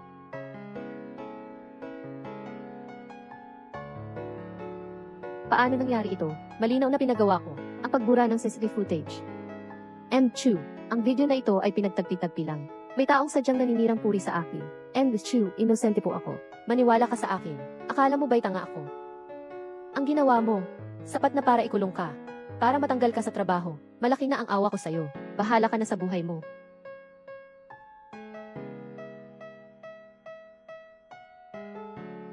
CEO Chu, ito po ang baon na inihanda ni Elna Shen para sa iyo.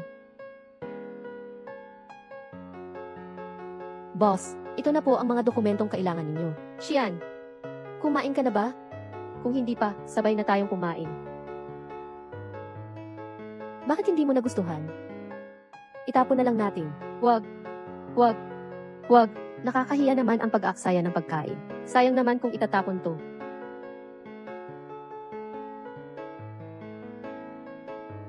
Ang sarap naman. Parang pamilyar ang lasa. Parang lasa ng luto ni ate.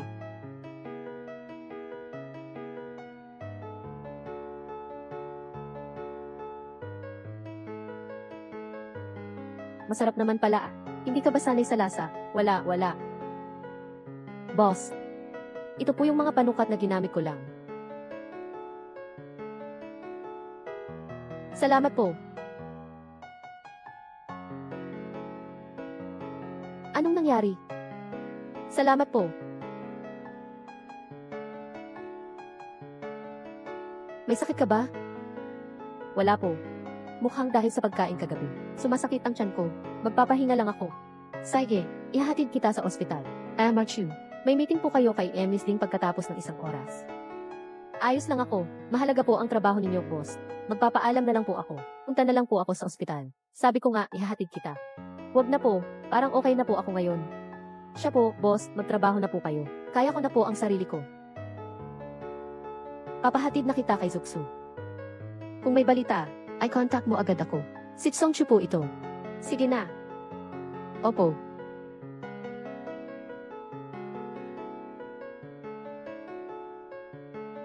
Binabati kita, buntis ka na. Ano? Buntis ako. May nakita akong anomalya sa ultrasound. Dapat ko bang sabihin kay Chusian kapag nalaman ni Chusian? Ano kaya ang gagawin niya? May girlfriend kasi siya, eh. Sumakay ka na, ihahatid na kita pa uwi. Sabi ng doktor. Walang problema. Kumusta na ang resulta ng pagsusuri? Umakyat ka na. Ang totoo ay masama ang tiyan ko. Matagal na itong sakit ko. Masama ang tiyan ko. Kakain ka pa ba ng mami na may kuhoy? Kasama pa ng iced americano. Kung hindi ka mahihirapang, sino ang mahihirapan? Paano mo nalaman? Nang ganoon kaliwanag, magbibigay ako sa iyo ng 2 araw na bakasyon. Umuwi ka at magpahinga ng mabuti. Boss, huminto na po tayo sa unahan. Nandito na ako. Nakatira ka rin pala sa Sterry City. Nga. May kakilala ka rin palang nakatira sa Sterry City. Wala. May ate ka ba o kapatid na babae? May ate ako. May isang ate. Anong ginagawa mo? Huwag mong sasaktan ang ate ko, ha? Anong iniisip mo? Nasaan ang ate mo? Sabi ng ate ko, nagtatrabaho raw siya.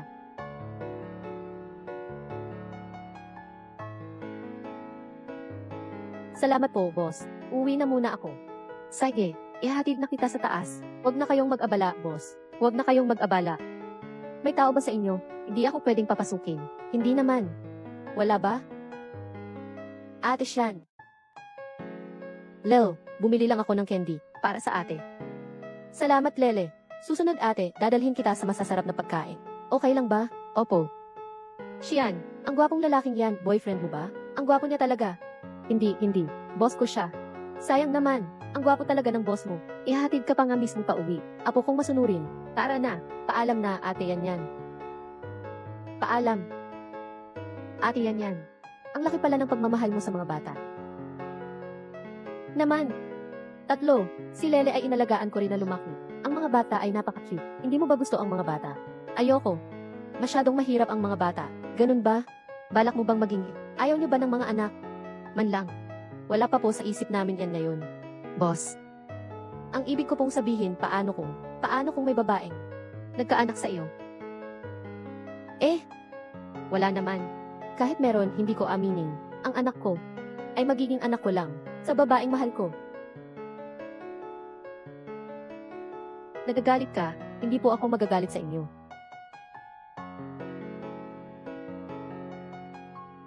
Kuya Gufeng, bakit ka nandito? Nasaan si Chashen? Si tita, pumunta kay Yinin. Wala naman akong ginagawa kaya dumaan na lang ako. Magluluto na lang ako ng masasarap para sa inyo. Halina kayo, pasok kayo. Ang swerte natin ngayon. Ikaw po ba si Almachu? Salamat po sa pag-uwi kay Xian. Pumasok po kayo at maupo. Huwag na po. Parang wala sa sarili. Mag-ingat po kayo sa pag-alis. Huwag kayong matapilok. Hindi magandang bagay. Ang tama ng pagdating mo. Kakaluto lang ng sour and spicy fish. Kain na tayo. Masarap. Chu, paano ka napadpad dito? Nasalubong ko po siya sa daan pa uwi, kaya sabay na kaming umuwi. Naalala ko, ang lugar na tinitirhan ni Chu ay hindi naman sa direksyong ito, di ba? Nakita ko siya malapit sa ospital. Ospital. Anong nangyari sa'yo? Kuya Gufeng, sasabihin ko na sa'yo ang totoo. Buntis ako. Kaka-check ko lang sa ospital kanina. 9 na linggo na. Kaninong anak? Kay Chusi yan. Hahanapin ko siya. Teka lang. B. Hindi ganoon ang nangyari. Kuya Gufeng, paano nga ba? Nakainom siya ng gamot noon. Tapos lasing na rin ako. Kaya hindi na ako masyadong maayos ang pag-iisip. Nagkataon lang. Aray, hindi naman niya ako inaapi. Hindi rin naman siya dapat sisihin dito. Ayaw niya bang maging responsable? Hindi. Hindi pa niya alam. At ayaw ko pang sabihin sa kanya. Gusto mo bang maging single mother? Alaynan. Ito ang anak ko. Gusto kong isilang siya. Sigurado ka na ba? Alaynan. Kuya Gufeng, alam mo naman, matagal ko nang gustong magkaroon ng anak. Tingnan mo. Ang swerte ko naman. Kuya Gufeng, alam kong nag-aalala ka sa akin. Pero huwag kang mag-alala, sa kakayahan ko ngayon, ang buhayin ang bata na ito ay higit pa sa sapat. At saka, hindi ba? Nandyan pa naman kayo ni Ate Inin? Kuya Gufeng, sa puso ko, lagi kitang itinuring na parang tunay na kuya. Mula nang mamatay ang aking ama, sumama na ako sa aking ate at kay Tita Shen. Napakadami na ninyong naitulong sa amin. Buong puso akong nagpapasalamat sa iyo. Xian, tinulungan kita hindi dahil gusto kong pasalamatan mo ako. Tinulungan kita dahil gusto kita. Gusto mo ako. Kuya Gufeng, alam kong ayaw mo sa akin. Si Chushan ang gusto mo, di ba? Paano mo nalaman? Dahil sa paraan ng pagtingin mo sa kanya. Pareho ito sa pagtingin mo sa akin. Para akong gumaan ng loob nang masabi ko yun. Wala akong ibang ibig sabihin, sasabihin ko lang sa'yo. Ayoko lang na ang nararamdaman ko para sa'yo ay maging lihim, maging kuya mo pa rin ako. Magiging ninong ako ng anak mo. Magiging tagapag-alaga ninyo akong dalawa. Pangangalagaan ko kayo habang buhay. Kuya Gufeng. Salamat. Ang corny mo naman. Ang pagbubuntis mo. Sasabihin mo ba kina tita at kainyen? Hahanap ako ng tamang panahon para sabihin sa kanila. Sige. Naku. Sa wakas, tapos na rin. Hay, pagod na ako. Si Munggo, pwede bang gamitin mo ang parte mo, na mayaman na gin, para pagpalain ako at yumaman agad? Ganito, hindi na ako. Magiging alipin pa sa perang pambili ng gatas mo. Alas 5:57. Alas 5:58. Alas 5:59. Ate Sian, umalis na tayo sa tamang oras. Mayroon bang problema? Baka naman, nagmamadali ka dahil may date. Ikaw talaga, magtrabaho ka ng mabuti, wag puro chismis. Paalam. Bukas ulit, paalam. Bukas ulit.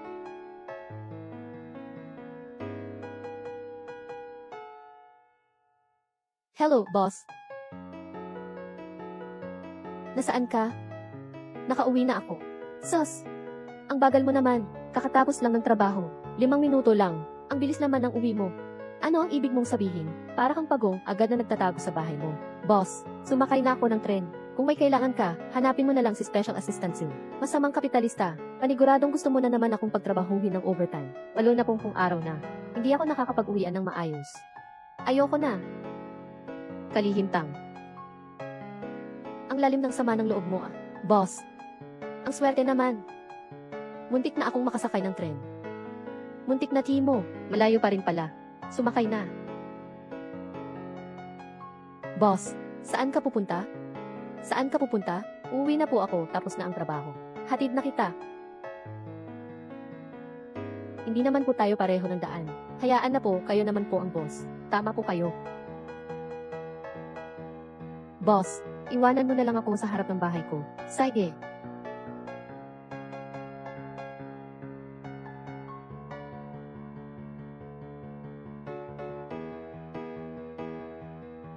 Tama, siya nga iyon.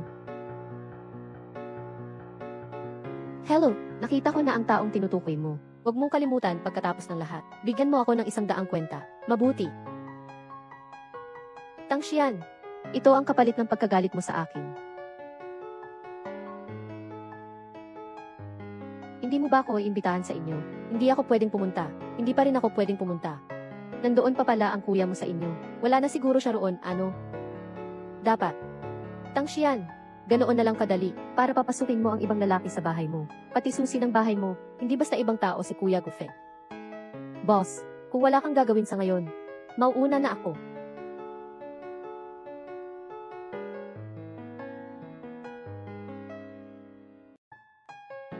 Mag-ingat ka.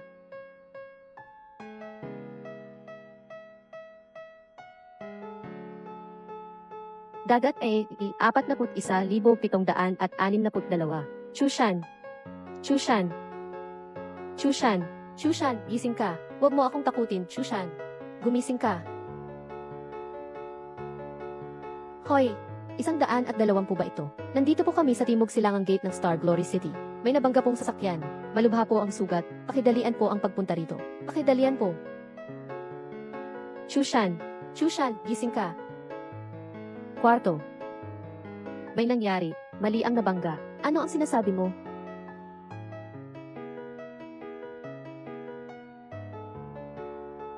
Special Assistant Sue. Ang boss ay nasangkot sa aksidente at nasa ospital na. Anong gagawin ko? Ano? Nasaan ka ngayon? Sa ospital. Huwag kang mag-alala. Pupunta na ako riyan. Esan?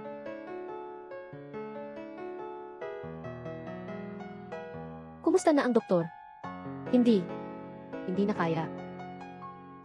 Impossible ito. Chushan. Tangshian.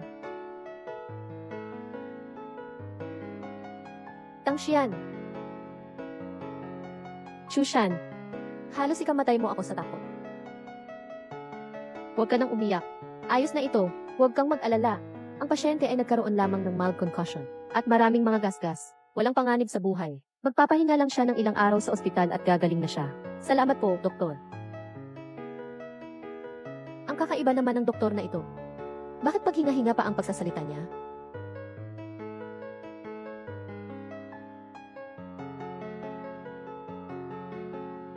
Natapos na ba ang lahat? Ginang, masama po ang balita. Malaki ang nakatakdang mangyari kay Tangshian. Nakaligtas na naman siya. Para siyang iligtas ni si Chu. Nasa ospital na siya ngayon. Hinuli na tayo ng pulis. Ano ang gagawin ko? Si Chushan ay nasa ospital na. Ginang, pakisagip po ako. Ayoko pong makulong. Huwag kang mag-alala. Magbibigay ako sa iyo ng pera. Magtago ka muna. Hindi ko inaasahan na ang babaeng ito ay may ganito kalakas na buhay. Boss, ang responsable ay patuloy pang iniimbestigahan ang balita ng iyong pagkaka-injure. Sasabihin ko ba kay Senyorita Shen? Hindi na. Una na ang iyong mga gawain.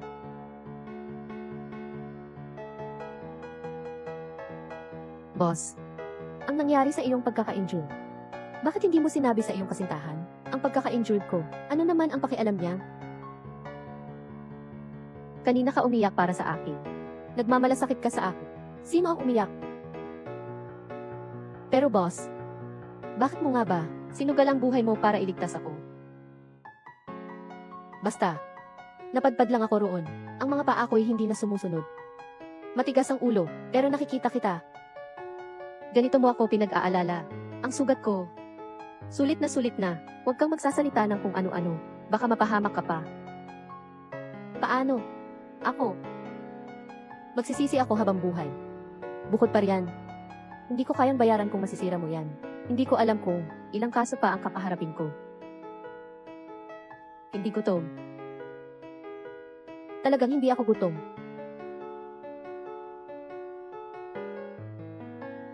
Anong nangyari sa iyo? Ayos ka lang ba? Ang asim naman ng sabaw ng isda. Sumasakit pa ang sikmura ko. Huwag mo nang kainin. Mamaya ipapadala ko ulit kay Suksu ang mga pagkain gusto mo. Ganito ba, mas maayos na ang pakiramdam mo? Tangshian, tumaba ka. Mas maganda rin naman kung mataba. Maganda ka pa rin kahit tumaba, gusto kita. Tumaba ka raw. Buntis ako. Boss, hindi ba sinabi ng girlfriend mo? Napakababa ng emotional intelligence mo. Bakit naman mababa ang emotional intelligence ko? Sabi mo pang mababa ang emotional intelligence ko. Ano naman ang pakialam niya? Boss, ang taong tulad mo may girlfriend pa? Himala nga.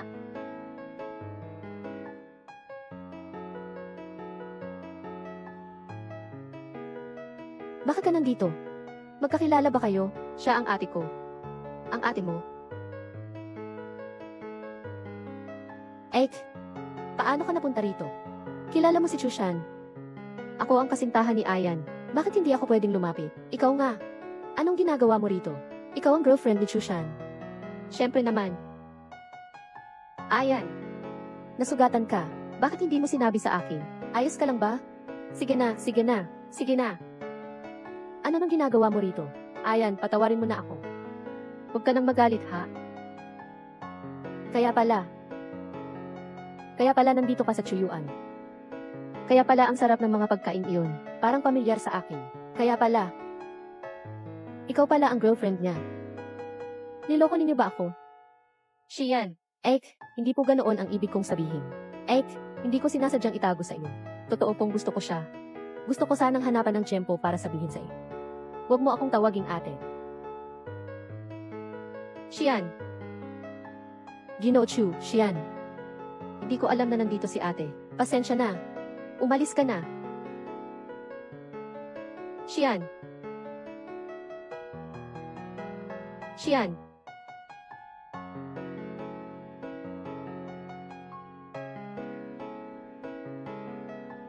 Tangshian. Bakit siya pupunta sa Objin? Kaya pala. Huwag kang mag-alala. Walang problema ang bata. Dapat mag-ingat ka sa susunod. Ang emosyon ng isang buntis ay hindi dapat masyadong magbago-bago. Naiintindihan ko na po. Salamat po, Doktor. Ano? Buntis siya. Hindi pwede. Kung malaman ni Chusha na buntis ako, hindi ko na maitago ang nangyari noong gabing iyon. Kailangan kong maghanap ng paraan para maalis ang bata. Sige. Pakipanggap na lang po na may ginawang pregnancy test. Binibining Shen. Siya ang ate ni Sekretarya Tang. Kaya pinagdududahan ninyo na ang taong naroon ng gabing iyon ay si Sekretarya Tang. Ilset. Ayon sa panig ng Crown, ang thesis footage ay sinira at hindi na matutuntun. Napakasadyang pagkakatugma, kaya tiyak na may problema para ibalik ang mga record ng pagmonitor. Oo nga pala. Ikaw ba ang nagsabi kay Shen Yinyin tungkol sa pagkaka-ospital ko? Hindi Paano niya nalaman na na-ospital ako? Suriin mo na rin siya habang nasa ganito ka na. Sa tingin ko may tinatago siya sa akin. Ginoong Chu, nakauwi na po kayo. Paano ninyo nalaman na na-ospital ako? Nabalitaan ko lang po. Nabalitaan? Ang sinabi ni Tulong Zhu. Ganun ba, Gino Chu? Iniisip mo ba na nagmamadali akong pumunta sa iyo? at ginambala ko kayo ng iyong kapatid.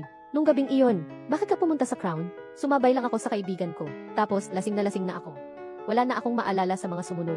Inala nga niya ako. Buti na lang at pinauna ko nang ipabura ang key footage. Dapat alam mo, ang kapalit ng panloloko sa akin. Sinumpaan ko, hindi talaga kita niloloko. Gino Chu. Diba, may nagsabi ba sa iyo ng kung ano? Yung kapatid ko ba? Wala. Magbibigay pa ako sa iyo ng 10 milyon. Umalis ka na. Ano? Gino Chu. Hindi ninyo ako pwedeng ganituhin. Buntis po ako. Buntis ako.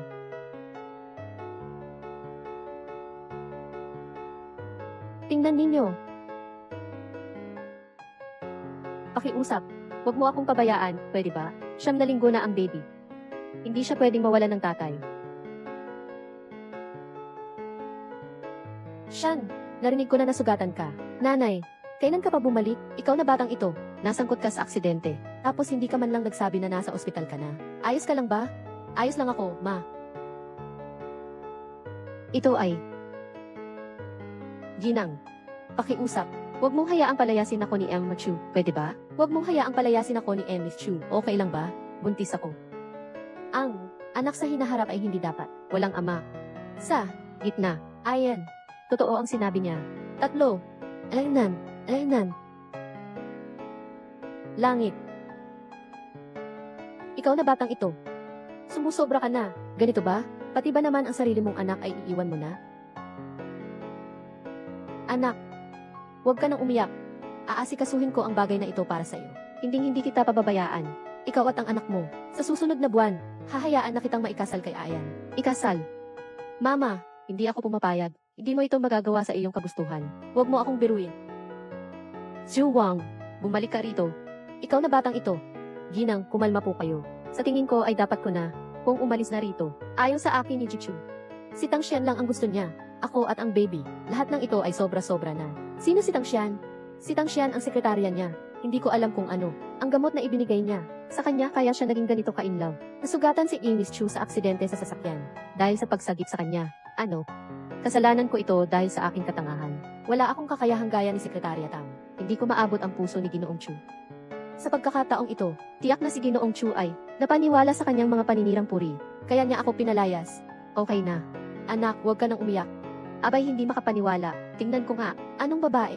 Ang may lakas ng loob na akitin ang anak ko. Hindi pwede. Mangli, ipakalat ang balita.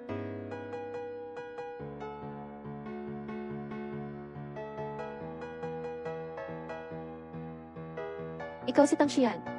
Maaari ko bang malaman kung sino ka? Ako ang ina ni Ayan. Sumunod ka sa akin. Mag-usap tayo.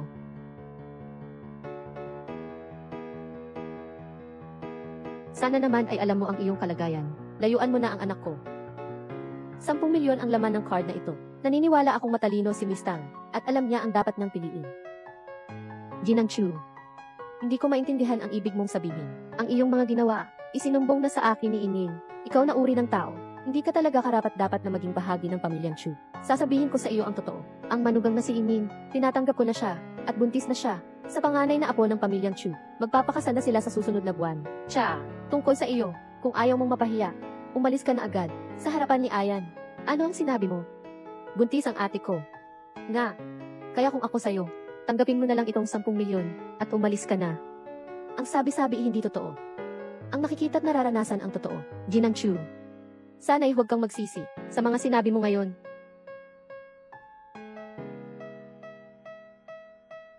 Huwag kang mag-alala, iiwan ko na ang kumpanyang Chu. Tatanggapin ko na ang perang ito. Sapagkat karapat-dapat naman ako rito.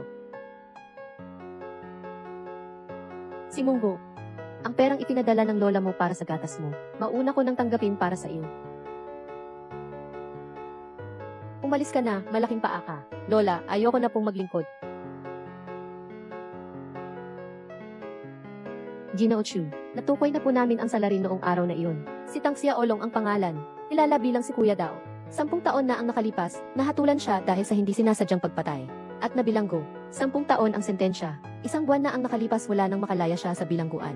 Ngunit ayon sa investigasyon, nang makalaya pa lang siya ay nagpautang na siya ng malaking halaga sa mga loan shark. 3 araw na ang nakakaraan, 1 milyon ang nadagdag sa kanyang bank account. Mukhang natapos na ang transaksyon. Pagpapatay sa pamamagitan ng pag-upa ng mamamatay tao. Nalaman na ba ninyo kung sino ang nagpadala ng pera? Napakaingat ng taong iyon. Naka-anonymously ang pagpapadala ng pera. Wala pa kaming anumang natuklasan. Itong si kuya daw. May sinabi ba siya? Napakatigas ng bibig niya. Wala siyang gustong aminin sa ngayon. Ang bobang babae. Tatlo. Ni hindi mo alam kung sino ang iyong nasaktan. Sige, ituloy mo ang investigasyon. At nang pala, pakitawag na rin. Si Sekretarya Tang sa akin. Dumating po ang matandang ginang sa kumpanya ngayon. Tinawag si Sekretarya Tang. Si Mama ang pumunta kay Sekretarya Tang. Boss, may importante akong sasabihin sa iyo. Swerte.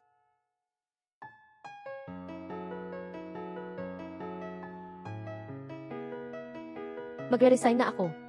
Magre-resign ka na? Hindi ko aprobahan. May mga dahilan ako kung bakit kailangan kong umalis. Sana po ay maintindihan ninyo. Boss, sana huwag ninyo akong sisihin. Ang totoo po ay masyado na kayong nagbibigay. Hindi ko maintindihan. Tangshian, kung dahil ito sa nangyari sa ate mo at nagagalit ka sa akin, kaya kong ipaliwanag. Tangshian, pwedeng ako'y maliitin ang lahat, pero ikaw, hindi. Alam mo ba yon?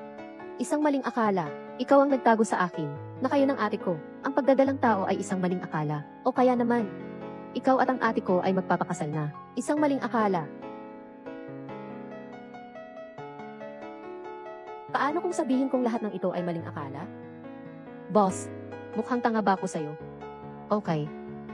Maaari mo akong hindi paniwalaan ngayon. Pero ang tungkol sa pagpapakasal, desisyon iyon ni Mama. Siya rin ang nagsabi sa lahat, hindi ako pumayag. Ikaw lang ang gusto ko. Ano ang sinasabi mo? Gusto mo ako? Gusto kita. Matagal na ako. Gusto sa iyo. Boss. Hindi nakakatawa ang birong iyan. Totoo ang bawat salitang sinabi ko. Gusto kita. Gusto mo rin ba ako? Gusto kita. Magiging tayo na ba? Tapos ang ate ko? Paano na ang anak ng ate ko sa sinapupunan niya? Pwede ko naman siyang paalisin. Babawi ako sa kanya. At sasabihin ko rin sa kanya ang totoo. Gusto ko lang makasama ka. Namatay ang tatay ko noong 15 taong gulang ako. Si Tita Shen ang nagpalaki sa akin. Siya ang nagpaaral sa akin. May utang na loob ako kay Tita Shen. Malaki ang utang na loob ko sa kanya. Kung hindi masaya ang ate ko, hindi rin ako magiging masaya. Naiintindihan mo ba ang ibig kong sabihin? Hindi ko maintindihan. Tatlo, ganyan ka ba talaga? Kaisipang gusto mong maging kami ng ate ko. Sagutin mo ako.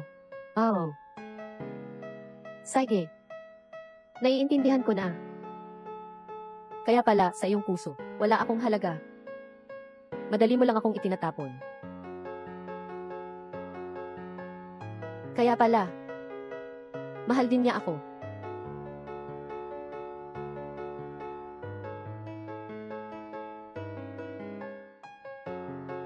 Ayan, umuwi ka na. Hinahanap ng nanay ko si Tangshian. Ikaw ba ang nagudyo? Ako. Hindi ba sinabi ko sa iyo na maging mabuti at masunurin ka? Simula ngayon, umalis ka na sa Chuyuan. Ayan, ayoko pong lumipat. Iyon na po ako. Buntis pa po ako sa anak ninyo. Hindi ninyo po ako pwedeng ganituhin.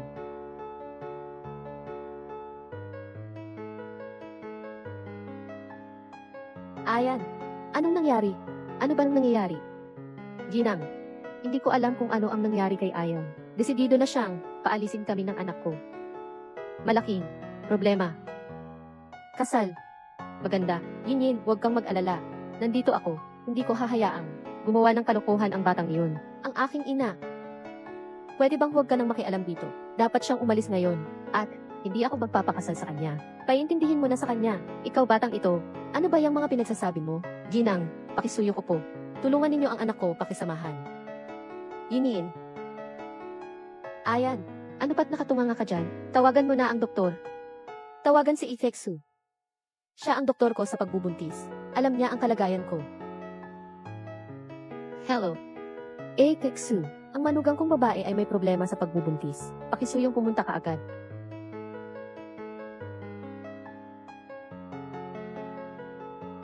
Doktor, ayos lang ba ang manugang kong babae? Huwag kayong mag-alala, Ginang Su. Walang malaking problema sa bata. Tandaan mo lang, sa susunod na mga araw, huwag mong hayaang ma-stress ang buntis. Kung hindi, baka mapahamak ang bata. Sige, salamat, Doktor. Salamat sa Diyos. Buti na lang at okay ka at ang anak mo. Kasalanan iyon ni Inyin. Ikinabahala nito si Ginang Chu. Yinin, anong klaseng? Kalokohan iyan, alam kong nasaktan ka. Ikaw, maninirahan ka ng mapayapa rito sa akin. Tingnan natin kung sino ang magtataboy pa sa iyo. Hayop ka, saan ka pupunta? Tumatawag sa telepono. Si Tang Xian na naman siguro. Ang babaeng iyon. Ano ang sinabi mo kay Ayan? Sige. Dahil wala kang awa, huwag mo nang sisihin ang kawalan ko rin ng awa. Basta maalis lang si Tang Xian. At ang anak niya sa sinapupunan. Akin na si Chu Shan. Hoy, Silksu. Pumunta ka at i-check mo para sa akin yung Teksu. Tungkol kay Yin. Kung totoo nga ba ang pagbubuntis niya. Oh. Dumating na siya. Pumasok ka na.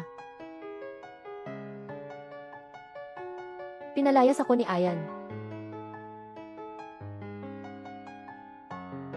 Iho. Chu, boss. Nasuri ko na po ang inutos ninyong ipaimbestiga. Nalaman ko pong may dagdag na mahigit 2 milyon sa account ni Ikeksu. Nang sundan ko ang investigasyon, nalaman kong peke ang pagbubuntis ni Emma Shen. Si Ikeksu ang tumulong sa kanya sa paggawa ng peking ebidensya. Alam ko na, tiyak na ang babaeng ito ang may pakana nito. Magmadali sa Xinjiao City. Mama, pinalayas na ako ni Ayan. Paano na kami ng anak ko? Tungkol kay Yin, ngayon nga. Sabihin na lang kaya natin ang totoo kay Shan. Hindi pwede. Pag nalaman ni Ayan na niloko ko siya, baka mapatay niya ako sa sobrang galit. Paano na ngayon? May paraan ako. Nanay, pero kailangan mo akong tulungan. Ang sikreto ay dapat manatiling sikreto. Ang mga patay lang ang hindi nagsasalita. Mami lang ang kaya kong lutuin. Tiyagain na lang natin.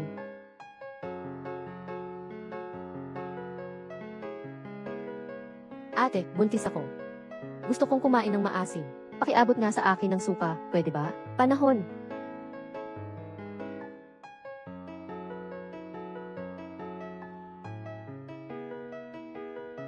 Ano ito?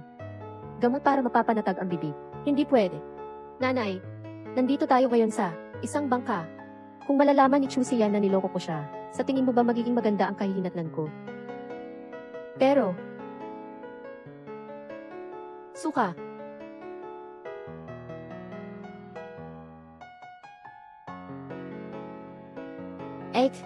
Mata, bansa, mata, naisip mo na ba? Kung ano ang gagawin mo sa susunod? Ano kaya ang dapat kong gawin, sabi ng kapatid ko. Bakit nga ba ako pinalayas? Alam mo naman ang sagot dyan, di ba? Anong ibig mong sabihin? Ano ang ibig mong sabihin? Hindi ako ang iyong mabait na nakababatang kapatid, na nag-udyo kay Aya na gawin iyon, di ba?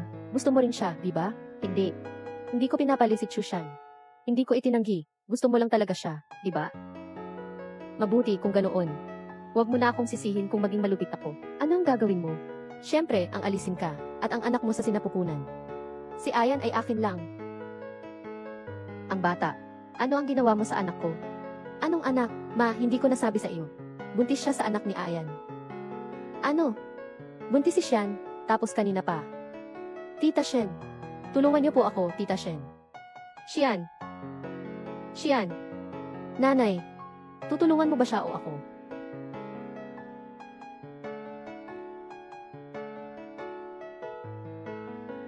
Xian. Paano siya naparito? Xian. Nakababatang kapatid. Ate, anong nangyari sa iyo? Xian, ayos ka lang ba? Umalis ka nga. Xian.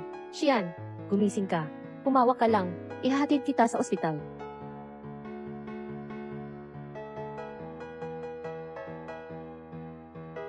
Yinin. Tapos na. Chu Xian. Siguradong papatayin na niya ako sa pagkakataong ito. Sama-sama tayong mamamanhik kay Xian. Hindi ako na ang mamamanhik sa kanya. Para naman sa pag-aalaga ko sa kanya. Dahil sa kaunting pagmamahalan. Pakiusap, patawarin ka niya. Walang silbi. Hindi niya ako patatawarin. Ano ang gagawin ko? Dapat umalis na ako agad dito. Hindi. Hanapin si Ginang Chu. Tutulong sa akin si Ginang Chu. Yinin.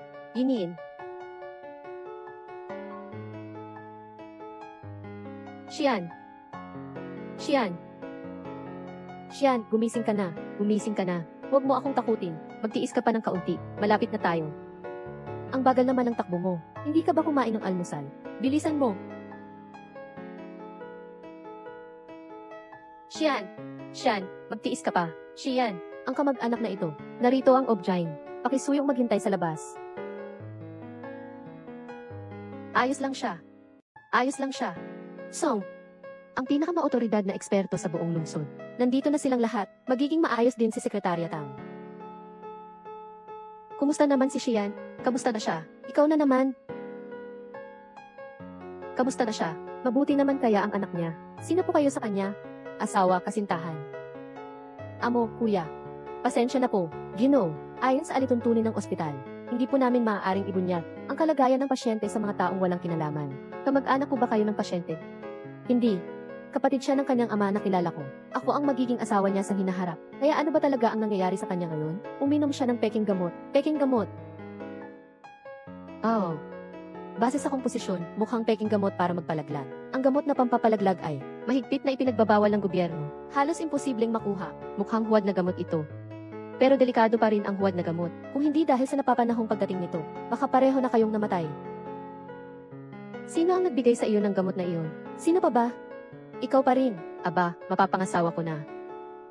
Ikaw. May mapapangasawa ka na nga, tapos nililigawan mo pa si Xian. At pinagbubuntis mo pa siya. Tao ka pa ba? Hindi. Ano ang sinasabi mo? Ang dinadala ni Xian ay anak ko. Ulitin mo nga. Mukhang hindi mo pa alam ano. Mukhang hindi mo pa alam ano. Kuya Gufeng. Xian. Hanggang kailan mo pa ba itatago? Ngayon, ipaalam ko sa walang pusong lalaking yan kung ano ang ginawa niya. Noong una, nalasing ka eh. Ninakaw mo ang puri ni Xian. Tapos pinatira mo pa ang ibang babae sa bahay mo. Pagkatapos, inapi mo pa si Xian. At pinagbuntis mo pa siya ng anak mo. Pero ikaw, gusto mong ang ibang babae ang maging iyong mapapangasawa. Ginagawa mo yan? Makakonsensya ka ba kay Xian? Xu Shan, ang ibig mong sabihin, yung tao sa corona noong gabing iyon ay ikaw. Ang dinadala mong anak ay akin. Talagang. Ano nang tinatawa-tawa mo? Alam ko na. Alam ko na. Hindi ako pababayaan ng Diyos. Xian, dahil nga nalaman na ang totoo, may ilang bagay na kailangan kong ipaliwanag sa iyo.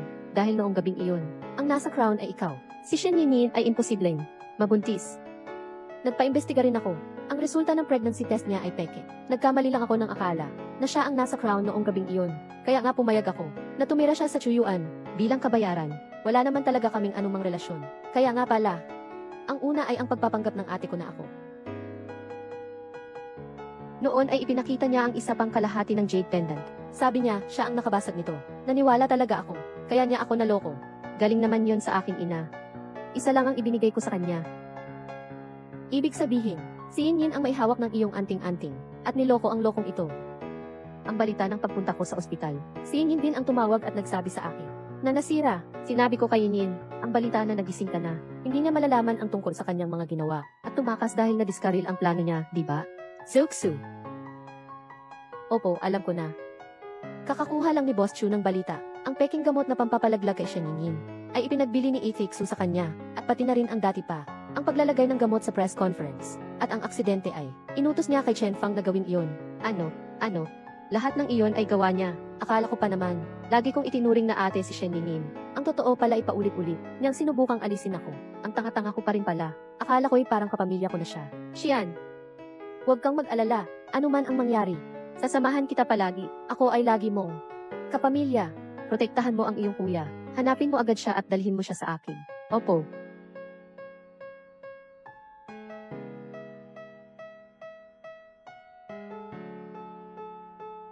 Pasensya na, Xian. Ang tanga ko kasi, hindi kita nakilala. Kaya ikaw at ang anak mo ay nagtiis ng ganito kalaking hirap. Huwag kang mag-alala. Aasikasuhin ko ng maayos ang bagay na ito. Magbibigay ako ng paliwanag sa iyo at sa anak mo. Sa totoo lang, hindi mo rin kasalanan ito. Nagkataon lang ang lahat. Kung noon ko lang sana, ipinagkatiwala ka ng lubos, ay hindi sana nangyari ang mga nangyari ngayon. Ay mga pangyayari na. Nangyari na sa nakaraan. Kalimutan na natin, dahil nga nagkausap na tayo. Xian, maaari mo bang bigyan ako ng isa pang pagkakataon? Hayaan mo akong protektahan ka, at ang ating anak. Opo. Bakit nandito ka pa, istorbo? Sasabihin ko sa iyo, ikaw na batang ito, kapag sinaktan mo si Xian, ako ang unang hindi magpapatawad sa iyo. Kung ganoon, sa buong buhay mo, wala ka ng pagkakataon.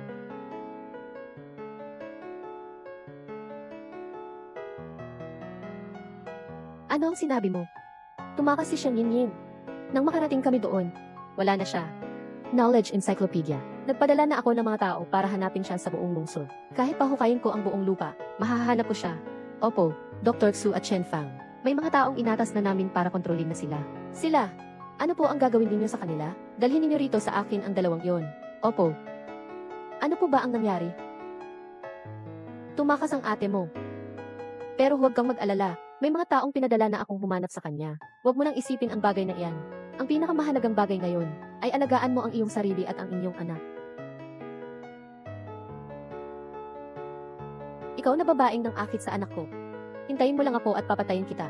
Nanay, umalis ka sa daan ko. Tuturuan kita ngayon ng leksyon. Ang babaeng walang hiya. Ginayuman niya ang anak ko. Pati ako, ang nanay niya, ay hindi na niya kilala. Nay, ano po ba ang ginagawa ninyo? Bitawan ninyo ako. Talampagin mo ang sarili mo. Pakinggan mo ang paliwanag ko. Bitawan mo. Ayos ka lang ba? Para sa babaeng yan? Nababaliw ka na ba? Okay ka na ba? Nanay, pwede ka nang kumalma ngayon. Pinakinggan mo ba ang paliwanag ko? Ang babaeng ito, anong uri ng pang-akit ang ginawa sa iyo? Kaya ka nawawala ng pag-iisip at hindi ka makapag-isip ng matino. Nanay, ikaw ang walang pag-iisip, hindi marunong humatol.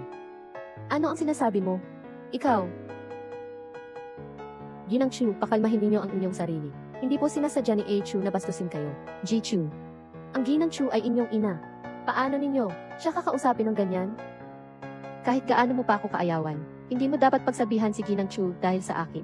Ginang Chu. Ang tanga ko pala. Wala akong kakayahan na gaya ng kapatid ko. Hindi ko mapalapit ang puso ni Ginoong Chu. Mas mabuti pang umalis na lang ako. Huwag na kayong mag-away dahil sa akin. May pagitan na. Anong angking galing ba yan? Babae. Tama na, huwag ka nang magpanggap. Akala mo ba hanggang ngayon, matatago mo pa rin? Ano ang ibig mong sabihin? Hindi ko alam ang sinasabi mo. Ang peke ay mananatiling peke. Kahit anong pagkukunwari pa, ay hindi magiging totoo.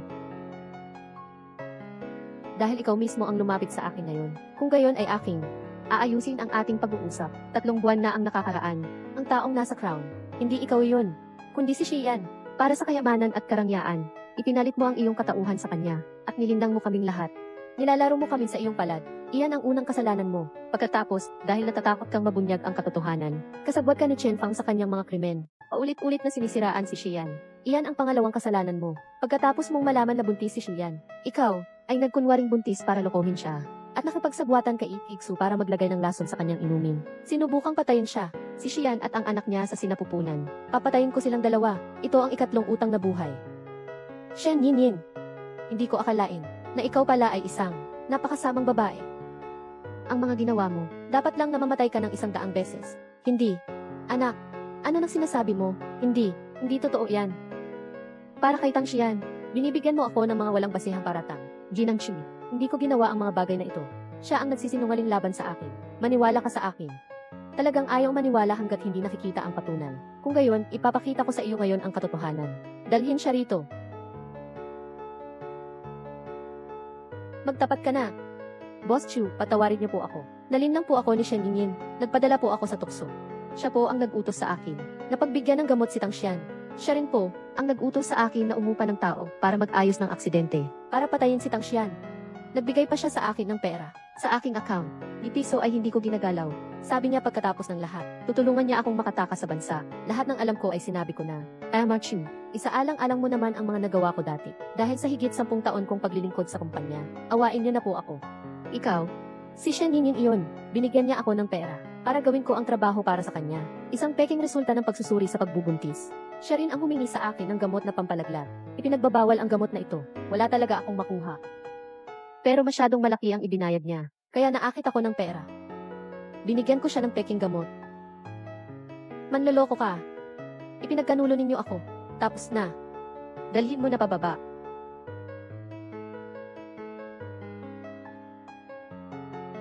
Bahay. Ikaw, muntik mo nang mapatay ang anak ko. Naghahanap ka pa ng iba? Niloko mo lang ako, hindi ka naman pala buntis. Nagpagawa ka pa ng pampatulog, muntik mo nang mapahamak ang apo ko. Tanga mo kasi, niloko kita ng gusto. Anong mali sa akin? May gusto ako sa isang tao. At gusto kong magustuhan niya rin ako. Ano bang mali ko? Baliw. Nalilito ka na. Peng. Nanay. Xian. Pasensya na, bulag at bingi ang inyong ina. Nagkamali po ang inyong ina. Pasensya na. Shen Yinyin, ang mga ebidensya ng iyong krimen, ibinigay ko na sa pulis. Sa mga susunod na araw, manatili ka na lang dyan sa kulungan. Isusumbong mo ako sa pulis. Hindi mo dapat hayaang gawin nila ito sa akin. Pinalaki ka ni mama ng maraming taon. Ganito lang, ang gaganti mo sa pag-aalaga niya sa iyo.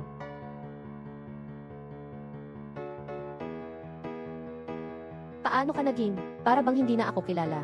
Ano na kaya ang itsura ko? Pinagsusumikapan ko naman, ang buhay na gusto ko. May mali ba ako?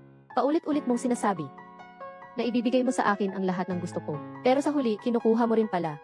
Wala ka naman talagang sinseridad sa akin. Hindi mo talaga ako pinapansin. Minaliit mo lang ako. Ganyan mo ba talaga ako tinitingnan? Kinapukuotan kita. Oh, si Tita Shen ang nagpalaki sa akin ng 10 taon. Pero sa loob ng 10 taon, hindi ba ako napapagod sa pagtatrabaho para kumita ng pera? Para sa iyong pag-aaral, ang mga damit, pagkain at gamit mo, alin ba ang hindi galing sa akin? Bakit mo ako ginaganito? Utang mo yan sa akin. Ikaw ang may utang sa akin.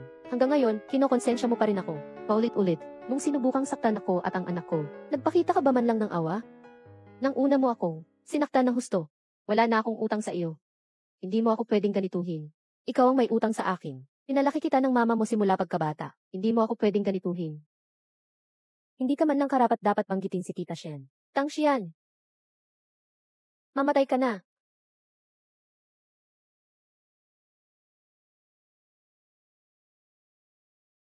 Mama. Tita Shen. Zuxu. Shai Shiyan. Pasensya na. Masyado ko kasing pinagbigyan si Inyin. Kaya siya napunta sa ganitong sitwasyon, na wala ng pag-asa pang maayos. Pasensya na. Tita Shen, huwag ka nang magsalita. Doktor. Doktor, tulungan ninyo siya. Tulungan ninyo si Tita Shen. Xian, alam ko. Si Inyin ay nakagawa ng isang malaking pagkakamali. Dapat siyang managot sa batas. Pakiusap, isaalang-alang mo ako. Bigyan mo pa ng isang pagkakataon si Inyin. Basta si Inyin, ay napagtanto na ang kanyang mga pagkakamali. Bigyan na lang natin siya ng isang pagkakataon para magbago. Ha? Sige, pangako po sa inyo. Inyin, dapat mong pag-isipan mabuti ang mga nagawa mo. At alagaan mo ang iyong sarili. Naiintindihan ko na. Naiintindihan ko na. Nanay, pasensya na po. Tita Shen, tulungan niyo po siya. Ligtas na ang pasyente sa panganib. Nanay, magsisisi ka ng mabuti dyan sa loob. Kailan mo matutunang aminin ang iyong mga pagkakamali? Pagbibigyan kita dahil kay Tita Shen. Papatawarin kita. Umalis ka na. Isa, isa, isa. Huwag ka nang malungkot. Nandito pa ako para sa iyo. At ang baby. Palagi kitang sasamahan. Halika. Huwag kang gagalaw.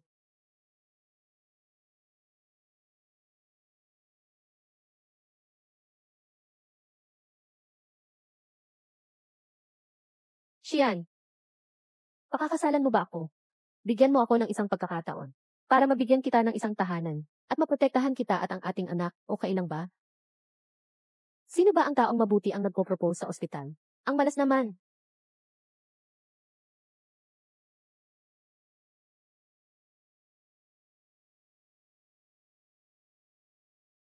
Huwag ka nang mag-ingay. May dala pa pala ako. Ito. Pinabibigay ito sa iyo ng nanay ko. Pati ito rin. Pamana to ni Lola sa nanay ko. Isa itong pamilya naming kayamanan ng mga Chu. Tama nga pala. Pinabibigay rin ako ni Mama ng mensahe para sa iyo. Sabi niya, nagsisisi na raw siya. Nababalik na raw siya sa France. At hindi na babalik pa. May sinabi pa siya. Huwag na huwag kayong makikialam sa mga problema namin. Naku, curious lang ako. Ano ang sinabi sa iyo ni Mama? Ito ba? Lihim. Pero ang pulseras na ito, ang ganda-ganda. Mas maganda pa sa binigay mo sa akin. Parang mas gumaan na ang pakiramdam ko. Yun nga pala. Niloko kita. Regalo ko sa iyo itong pulseras. Tunay na gawa ito ni Master Cafer. Ang pinakamagandang disenyo sa koleksyon niyang T-Love. Napakamahal nito. Kaya nga nag-aalala ako noon. Mahal mo raw kaya ayaw mong tanggapin. Hay naku, Chusian. Nangahas ka palang lokohin ako.